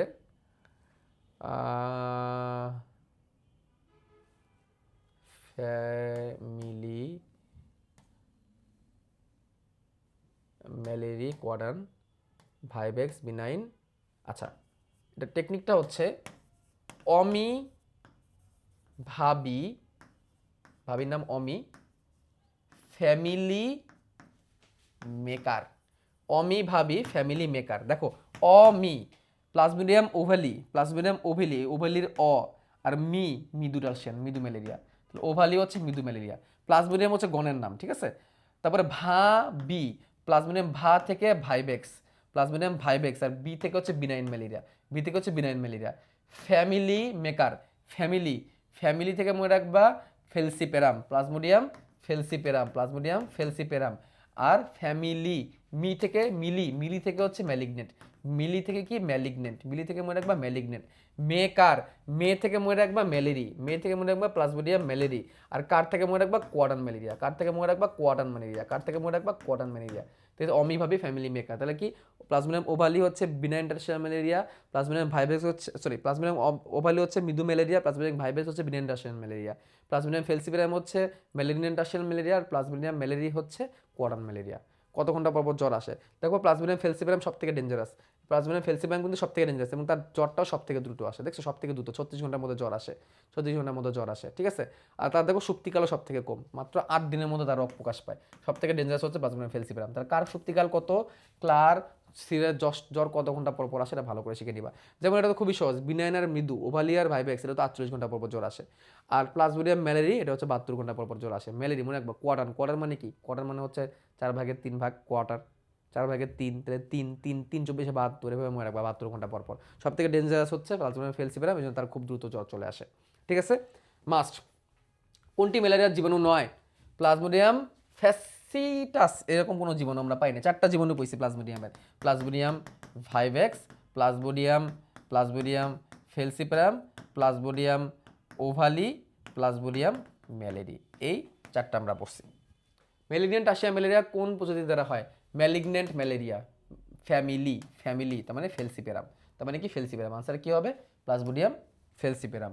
মানবদেহে প্লাজমোডিয়াম ম্যালেরিয়া সুপ্তিকাল, সুপ্তিকাল তোমরা তো পড়াই দিছে, ওরা নিজেরাই দেখে নিবা। সুপ্তিকাল থেকে কিন্তু মাল্টিপল প্রশ্ন আসতে পারে, সুপ্তিকাল থেকে কিন্তু মাল্টিপল প্রশ্ন আসতে পারে। তারপরে হচ্ছে কত ঘন্টা পর পর জ্বর আসে, এটা কিন্তু মাল্টিপল প্রশ্ন কিন্তু আসতে পারে বিভিন্নভাবে। হ্যাঁ, মাল্টিপল বলতে বিভিন্নভাবে। এবার আসছে ম্যালেরিয়ার জীবনচক্র। এই জীবনচক্র ভাই তোমরা এটা আসলে সরাসরি তো সৃজনশীলে আসবে না, খালি এখানে মনে রাখবা 2টা হোস্ট লাগে, একটা হচ্ছে মানুষ, একটা হচ্ছে মানুষ, আর একটা হচ্ছে মশকি। মানুষ আর মশকি, মানুষের দেহের 2 জায়গায় অ্যাটাক হয়, একটা হচ্ছে লিভারে, মানুষের লিভারে, আর একটা হচ্ছে এরিথ্রোসাইট মানে মানুষের লোহিত রক্তকণিকায়। এবং এখানে অযৌন চক্র হয়, এখানে কি হয়, অযৌন চক্র হয়। এটা ভালো করে মনে রাখবে কথাগুলো। অযৌন চক্রগুলোকে সাইযোগনি বলে, অযৌন চক্রগুলোকে কি বলা হয়, সাইযোগনি। এই কথাগুলো ভালো করে মনে রাখবা। আর মানুষের মশকির দেহে 2 জায়গায় অ্যাটাক করে, ক্রপের ভিতরে আর ক্রপের প্রাচীরে, ক্রপের ভিতরে এবং ক্রপের প্রাচীরে। ক্রপের ভিতরে হয় গ্যামেট অগ্নি, মানে এখানে গ্যামেট তৈরি হয়, ক্রপের প্রাচীরে হয় স্পোর অগ্নি, অর্থাৎ এখানে স্পোরোজোয়েট তৈরি হয়, ঠিক আছে। আর এটাকে বলা হয় যৌন চক্র, এটাকে বলা হয় যৌন চক্র, কারণ এখানে মশকের যৌন জনন সম্পন্ন হয়, ঠিক আছে। তাহলে এটা হচ্ছে প্রধান, এই জন্য এটাকে প্রাইমারি হোস্ট বলা হয়। এই জন্য মশকিকে প্রাইমারি হোস্ট বলে, মশকিকে বলা হয় প্রাইমারি হোস্ট, কারণ এখানে যৌন জনন হচ্ছে। আর মানুষকে বলা হয় সেকেন্ডারি হোস্ট বা গৌণ হোস্ট, কারণ এখানে যৌন জনন হয় না, এখানে অযৌন জনন হয়। এবং এটাকে সাইযোগনি বলে। এই জন্য দেখো মানুষের দেহে যখন লিভারকে অ্যাটাক করে তখন এটাকে বলা হয় হেপাটিক সাইযোগনি, লিভারের সাইযোগনি। আর মানুষের দেহে যখন লোহিত রক্তকণিকাকে অ্যাটাক করে তখন এটাকে বলা হয় ইরাইথোসাইটিক সাইযোগনি। তাহলে এখানে একটা জিনিস বুঝলাম, যেহেতু লোহিত রক্তকণিকাকে অ্যাটাক করতেছে, তার মানে এখানে রক্ত শূন্যতা হইতে পারে, এবং রক্ত শূন্যতা হয়ে মানুষ মারা যেতে পারে ম্যালেরিয়ার ক্ষেত্রে। এবং ম্যালেরিয়ার ক্ষেত্রে কী হয়, কাঁপুনি দিয়ে জ্বর হয়। একটা কথা মনে রাখবা, মানুষের যখন লোহিত রক্তকণিকা অ্যাটাক করে তখনই কাঁপুনি দিয়ে জ্বর হয়, তখনই কাঁপুনি দিয়ে জ্বর হয়। মানুষের যখন লিভার অ্যাটাক করে তখন কাঁপুনি দিয়ে জ্বর হয় না। তাহলে এখানে লিভারকেও কিন্তু অ্যাটাক করতেছে, ঠিক আছে। আরেকটা মানুষের দেহে প্রথম কি অ্যাটাক করতেছে? স্পোরোজয়েড, এর কথা মনে রাখবা। মানুষের দেহে সর্বপ্রথমে কি অ্যাটাক করে? স্পোরোজয়েড। ফার্স্ট অ্যাটাক কার মাধ্যমে হয়? স্পোরোজয়েডের মাধ্যমে হয়। স্পোরোজয়েডের আকৃতি কেমন? মাকু আকৃতির। স্পোরোজয়েডের আকৃতি কেমন? মাকু আকৃতির। এটা কিন্তু ভালো করে মনে রাখবা। তাহলে স্পোরোজয়েডটা কোথায় থাকে? মশকির, এই মশকির স্ত্রী অ্যানোফিলিস মশকির লালা গ্রন্থিতে, মশকির লালা গ্রন্থিতে। তাহলে স্ত্রী অ্যানোফিলিস মশকির লালা গ্রন্থিতে 3,26,000 3,26,000 স্পোরোজয়েড থাকতে পারে। 3,26,000 কি থাকতে পারে? স্পোরোজয়েড। এক একটা দংশনে, এক একটা কামড়ে, মশার এক একটা কামড়ে 10% করে স্পোরোজয়েড মানুষের শরীরে ঢুকতে পারে। তার মানে কি? 32,600। তাহলে এক একটা কামড়ে মানুষের শরীরে, মশার এক একটা দংশনে, মশকের এক একটা দংশনে মানুষের শরীরে প্রায় 32,600 সংখ্যক স্পোরোজয়েড, মাকু আকৃতির স্পোরোজয়েড মানুষের দেহে প্রবেশ করে। এবং স্পোরোজয়েড মানুষের দেহে যখন প্রবেশ করে, এগুলো হ্যাপ্লয়েড কিন্তু, বাই দ্য ওয়ে স্পোরোজয়েড কিন্তু হ্যাপ্লয়েড। তাহলে মানুষের দেহে সবার প্রথমে কি অ্যাটাক করে? স্পোরোজয়েড। এবং স্পোরোজয়েড খাদ্যের খোঁজে, কিসের খোঁজে? খাদ্যের খোঁজে। খাদ্যের খোঁজে কোথায় চলে যায়? লিভার সেলে চলে যায়। স্পোরোজয়েড লিভার সেলে কেন যায়? খাদ্যের কোষ খোঁজে, এবং লিভার সেলে একটা অ্যাটাক করে, এটা হয় ইরেথিসোটিক সাইজোগনি। ইরেথিসোটিক সাইজোগনিকে আবার দুইটা ভাগে ভাগ করা যায়, পি আর এক্সো। এভাবে করে দুইবার লিভারকে অ্যাটাক করে, মানে চক্রাকারে চলতে থাকে। অর্থাৎ এই জিনিসগুলো চক্রাকারে চলতে থাকে। এই জিনিসগুলো কি? চক্রাকারে চলতে থাকে। মনে রাখবা, মানুষের দেহে যে চক্রগুলো হয় চক্রাকারে চলতে থাকে। যেমন লিভারকে প্রথমে অ্যাটাক করে, এটা চক্রাকারে চলতে থাকে, এবং এইখান থেকে কিছু কিছু তৈরি হয় যেটা আবার লোহিত রক্তকণিকাকে অ্যাটাক করে। লোহিত রক্তকণিকাকে যে অ্যাটাক করে তার নাম হয় ট্রোফোজয়েড। তার মানে কি? লিভারকে অ্যাটাক চলতে থাকে, তার মধ্যে কিছু কিছু যে আবার লোহিত রক্তকণিকাকে অ্যাটাক করে। তার মাঝখানে কিন্তু লিভারে অ্যাটাক চলতেছে। লোহিত রক্তকণিকায় সবার প্রথমে কি অ্যাটাক করে? ট্রোফোজয়েড। ট্রোফোজয়েডের মধ্যে সিগনেট রিং দশা দেখা যায়, অ্যামিবয়েড ট্রোফোজয়েড দশা দেখা যায়, সাইজোন দেখা যায়, রোজের দশা দেখা যায়। হ্যাঁ, এই প্রত্যেকটা গুরুত্বপূর্ণ। এই দশাগুলো কোথায় দেখা যায়? এই দশাগুলো লোহিত রক্তকণিকায় দেখা যায়। তার মধ্যে সাইজোন কিন্তু আবার লিভারেও দেখা যায়। সাইজোন কি? এই প্রশ্নটা আসতে পারে, সাইজোন কি? ম্যালেরিয়া পরজীবীর বহু নিউক্লিয়াস বিশিষ্ট অবস্থাকে সাইজোন বলা হয়। ঠিক আছে? সাইজোন হেপাটিক সাইজোগনিতেই দেখা যায়। সাইজোগনি আর ইরেথ্রোসাইটিক সাইজোগনিতে দেখা যায়। অর্থাৎ যাদের যাদের সাইজোগনি হয় ওখানেই সাইজোন দেখা যায়। সাইজোগনি কোথায় হয়? মানুষের দেহে হয়। অর্থাৎ লোহিত রক্তকণিকাতেও সাইজোগনি হইতে পারে, লিভারও সাইজোগনি হইতে পারে। সাইজোগনি কি? ম্যালেরিয়ার পরজীবীটার একাধিক নিউক্লিয়াস বিশিষ্ট অবস্থা, একটা কোষের একাধিক নিউক্লিয়াস। ঠিক আছে? তবে এখান থেকে কি তৈরি হয়? মানুষের লোহিত রক্তকণিকা থেকেই গ্যামেটোসাইট তৈরি হয়, এবং এটা রক্তের মধ্যে ভাসতে থাকে গ্যামেটোসাইট। এই গ্যামেটোসাইট থাকা অবস্থায় এই পর্যায়ে কিন্তু লোকের কিন্তু কাঁপুনিতে জ্বর আসবে। কেন কাঁপুনিতে জ্বর আসে? হিমোজোয়েন বর্জ্যের কারণে। হিমোজোয়েন বর্জ্যের কারণে কিন্তু কাঁপুনিতে জ্বর আসে। এই হিমোজোয়েন বর্জ্য তৈরি করে এই ম্যালেরিয়ার পরজীবী মানুষের লোহিত রক্তকণিকায় থাকা অবস্থায়। মানুষের লোহিত রক্তকণিকায় থাকা অবস্থায় হিমোজোয়েন নামক বর্জ্য তৈরি করে। আর হিমোজোয়েন বর্জ্য আমাদের মস্তিষ্কে হিমোজেন, পাইরোজেন এগুলো ক্ষরণ করতে বাধ্য করে। মস্তিষ্কে হাইপোথ্যালামাস থেকে তখন পাইরোজেন ক্ষরণ হয়, এবং তখন কাঁপুনিতে জ্বর আসে। তাহলে কাঁপুনিতে জ্বর কিন্তু লোহিত রক্তকণিকা ধ্বংস করার সময় আসে, লিভারের সময় না। এবং এই ব্যক্তিকে জ্বর থাকা অবস্থায়, এই ব্যক্তিকে যদি কেউ অ্যাটাক, কোনো আরেকটা মশকি কামড়ায়, সুস্থ মশকি কামড়ায়, তখন সেই মশকের রক্তপান করার কারণে, মানুষের রক্তপান করার কারণে এই গ্যামেটোসাইটগুলো মশকের ক্রপের ভিতরে চলে যায়, পেটের ভিতরে চলে যায়, এবং সেখানে শুরু হয় গ্যামেট। গ্যামেট তৈরি হয়, এবং গ্যামেটের নিষেক হয়, নিষেক হয়ে জাইগোট তৈরি হয়, এবং জাইগোটটা তখন চলাচল করতে পারে, তার নাম হচ্ছে উকিনেট। একটা প্রশ্ন আসে যে চলনশীল জাইগোটের নাম কি? উকিনেট। মশকির ক্রপের ভিতরে, অর্থাৎ মশার পেটের ভিতরে, পেট বলতে পারি ক্রপটাকে আমরা, যখন নিষেক সম্পন্ন হয় তখন উকিনেট তৈরি হয়। উকিনেটটা কি? একটা চলন ক্ষমতা সম্পন্ন একটা জাইগোট, এবং সেটা মশকের ক্রপের প্রাচীরে এসে উসিস্টে পরিণত হয়। মশকের ক্রপের প্রাচীরে এসে উসিস্টে পরিণত হয়। মশকের ক্রপের প্রাচীরে 50 থেকে 500টা উসিস থাকতে পারে। আর এই উসিস থেকেই, উসিস্টের মধ্যে হয় কি? মিওসিস। উসিস্টে কি হয়? মিওসিস। এবং এভাবেই আস্তে আস্তে স্পোরোজয়েড তৈরি হয়। ঠিক আছে? মশকের ক্রপে যখন গ্যামেট তৈরি হয়, পুরুষ গ্যামেট আর স্ত্রী গ্যামেট যখন তৈরি হয়, স্ত্রী গ্যামেটের নিষেক কোণ তৈরি হয়, নিষেক শঙ্কু। আর পুরুষ গ্যামেট তৈরি করার সময় এক্স ফ্লাজেলেশন হয়। এক্স ফ্লাজেলেশন মনে রাখবা, পুরুষ গ্যামেট তৈরি করার সময় এক্স ফ্লাজেলেশন হয়, আর স্ত্রী গ্যামেট তৈরি করার সময় নিষেক শঙ্কু হয়। কথাগুলো খুবই গুরুত্বপূর্ণ। আর একটা কথা মনে রাখবা, ট্রোফোজয়েড দশাগুলো এগুলো কিন্তু খুবই স্বল্পস্থায়ী দশা। ঠিক আছে? এখানে দেখো আবার সাফনার্স দানা কখন দেখা যায়, যে অ্যামিবয়েড ট্রোফোজয়েড যখন থাকে তখন সাফনার্স দানা দেখা যায়, এটা একটু মনে রাখবা। এই লোহিত রক্তকণিকাকে অ্যাটাক করার সময় সাফনার্স দানা দেখা যায়। সাফনার্স দানা কোথায় দেখা যায়? ট্রোফোজয়েড দশায় দেখা যায়, অ্যামিবয়েড ট্রোফোজয়েড দশায় দেখা যায়। সাফনার্স দানা দেখে মাইক্রোস্কোপের নিচে মানুষের লোহিত রক্তকণিকাতে সাফনার্স দানা দেখে চিহ্নিত করা যায় এর কি অ্যাটাক হয়েছে, এর ম্যালেরিয়া অ্যাটাক হয়েছে। তো মোটামুটি এইগুলোই, ম্যালেরিয়া থেকে এইগুলাই চলে। হ্যাঁ, আচ্ছা, ম্যালেরিয়া মানবদের প্রবেশের পর প্রথম কোথায় আশ্রয় নেয়? প্রথম লিভার কোষে আশ্রয় নেয়। 30 মিনিটের মধ্যে লিভার কোষে চলে যায়। মানুষের কোন অংশে ম্যালেরিয়া পরজীবী সাইজোগ্নি প্রজনন ঘটে? লোহিত রক্তকণিকা এবং লিভার, দুই জায়গায় লোহিত রক্তকণিকা এবং লিভারেই সাইজোগ্নি হয়। সাইজোগ্নি মানে অযৌন চক্র। মানুষের কোথায় ম্যালেরিয়া জীবাণু বাস করে? কোথায় ম্যালেরিয়া জীবাণু বাস করে? লোহিত রক্তকণিকায় বাস করে। লোহিত রক্তকণিকায় বাস করে, লোহিত রক্তকণিকা, আরবিসি। তারপরে এই হচ্ছে লিভারকে অ্যাটাক করা। আমি তো আবার দেখাই দিই। এই যে দেখো, এটা স্পোরোজয়েড, এটা প্রথম লিভারকে অ্যাটাক করে, তারপর হয় ক্রিপ্টোজয়েড। স্পোরোজয়েডের পরে কি হয়? ক্রিপ্টোজয়েড। ক্রিপ্টোজয়েডের পরে দেখো, এই যে পরজীবীটাই একাধিক নিউক্লিয়াস বিশিষ্ট অবস্থা হয়ে যায়, এটাকে বলা হয় সাইজোন। এই সাইজোন পরে হয় ক্রিপ্টোমেরোজয়েড। ক্রিপ্টোমেরোজয়েড ওই লিভারটাকে ফেরাই দিয়ে বের হয়ে আরেকটা লিভার কোষকে অ্যাটাক করে, আরেকটা লিভার কোষকে ঢুকে আবার সেটা হয় সাইজন্ট। ওই এক একটা ক্রিপ্টোজয়েড আবার সাইজন্ট হয়। একটা ক্রিপ্টোমেরোজয়েড সাইজন্ট হয়, এক একটা ক্রিপ্টোমেরোজয়েড সাইজন্ট হয়, এই সাইজনটা হয়ে যায় মেটাক্রিপ্টোমেরোজয়েড। এবং মেটাক্রিপ্টোমেরোজয়েড ছোট বড় দুই রকমের আকারে হয়, মাইক্রোগুলা হয় ছোট, ম্যাক্রোগুলা হয় বড়। এগুলোর মধ্যে যেগুলো সাইজে ছোট সেগুলো চলে যাবে লোহিত রক্তকণিকা অ্যাটাক করার জন্য, আর যেগুলো বড় সেগুলো আবার লিভারকে অ্যাটাক করার জন্য চলে যাবে, মানে চক্রাকারে চলতে থাকবে। ছোটগুলো যাবে লোহিত রক্তকণিকা অ্যাটাক করার জন্য। এই দেখো ছোটগুলা লোহিত রক্তকণিকা অ্যাটাক করতে চলে আসে, মাইক্রো মেটাক্রিপ্টোমেরোজয়েড। কারা? মাইক্রো মেটাক্রিপ্টোমেরোজয়েড। তাহলে প্রথমে ছিল দেখো স্পোরোজয়েড, ক্রিপ্টোজয়েড, ক্রিপ্টোমেরোজয়েড। ক্রিপ্টোমেরোজয়েড আবার সাইজন্ট, মেটাক্রিপ্টোমেরোজয়েড। ছোটগুলা micro, বড়গুলা macro. মাইক্রোগুলো চলে গেল লিভারকে অ্যাটাক, এটা লোহিত রক্তকণিকা অ্যাটাক করার জন্য। ভিতরে ঢুকে হয়ে গেল ট্রোফোজয়েড। ট্রোফোজয়েডটা সিগনেট রিং তৈরি করলো, এটা রিংয়ের মতো একটা আকার ধরে করলো, সিগনেট রিং বলা হয়। এরপরে সেটা অ্যামিবার মতো আকার ধারণ করবে, তার নাম হয় অ্যামিবয়েড ট্রোফোজ। এবং তখন সাপনাস দানা দেখা যাবে, তখনই সাপনাস দানা দেখা যাবে। এই অ্যামিবয়েড ট্রোফোজয়েডটা সাইজন তৈরি করবে, সাইজনের মাঝখানে হিমোজয়েন বর্জ্য তৈরি হওয়া শুরু করবে, যে কারণে কাঁপুনিতে জ্বর আসবে। এটা পরে ফুলের মতো আকার ধারণ করবে, তখন এটাকে বলা রোজের দশা। এই ফুলের মতো আকার থেকে অনেকগুলা কি তৈরি হবে? গ্যামেটোসাইট তৈরি হবে, এবং এখান থেকে অনেকগুলো আবার লোহিত রক্তকণিকা তৈরি করা ভাঙার জন্য চলে যাবে। মানে এটা ফেটে যখন বের হয়ে আসবে, এর মধ্যে কেউ কেউ লোহিত রক্তকণিকা ভাঙার জন্য চলে যাবে, আর কেউ কেউ গ্যামেটোসাইটে পরিণত হবে। এই গ্যামেটোসাইটগুলা মানে যারা যারা গ্যামেটোসাইট হয়ে গেলো আগে থেকে ঠিক করা কে কে গ্যামেটোসাইট হবে। এবং যখন ভেঙে গেছে, দেখো লোহিত রক্তকণিকা যখন ভেঙে গেছে, লোহিত রক্তকণিকাটা যখন ভেঙে গেছে, তখন এই এদের ভিতরে থাকা যে এই হিমোজয়েন বর্জ্যগুলো কিন্তু বাইরে মিশ্রিত হয়েছে, আর হিমোজয়েনের কারণে কাঁপুনিতে জ্বর আসছে। তাহলে এই পর্যায়ে কাঁপুনিতে জ্বর আসবে। এবং এই যে দুটা গ্যামেটোসাইট, একটা পুং গ্যামেটোসাইট, একটা সি গ্যামেটোসাইট। সি গ্যামেটোসাইটটা বড়, পুং গ্যামেটোসাইটটা ছোট। আবার পুং গ্যামেটোসাইটের নিউক্লিয়াস বড়, সি গ্যামেটোসাইটের নিউক্লিয়াস ছোট, বা সি গ্যামেটোসাইট আকারে বড়। এদেরকে যখন কোনো মশকে কামড়ায়, তখন এই মানুষটাকে যার জ্বর হয়েছে, যদি এখন কোনো একটা অন্য একটা স্ত্রী অ্যানোফিলিস মশকে কামড়ায়, তখন তার এই যে ক্রপের ভিতরে এই গ্যামেটোসাইটগুলো চলে যায়। গ্যামেটোসাইটগুলো মাইক্রো গ্যামেটোসাইট, ম্যাক্রো গ্যামেটোসাইট থেকে মাইক্রোগ্যামেট এবং ম্যাক্রোগ্যামেটে পরিণত হয়। মাইক্রোগ্যামেট মানে শুক্রাণু, ম্যাক্রোগ্যামেট মানে ডিম্বাণু। মাইক্রোগ্যামেট বা ডিম্বাণু একটা কোণ থাকে, এটাকে নিষেক কোণ বলে বা নিষেক শঙ্কু বলে। এটা কিন্তু মনে রাখবা, কোণ বা শঙ্কু থাকে কার? সি গ্যামেট তৈরি করার সময় বা সি গ্যামেটের।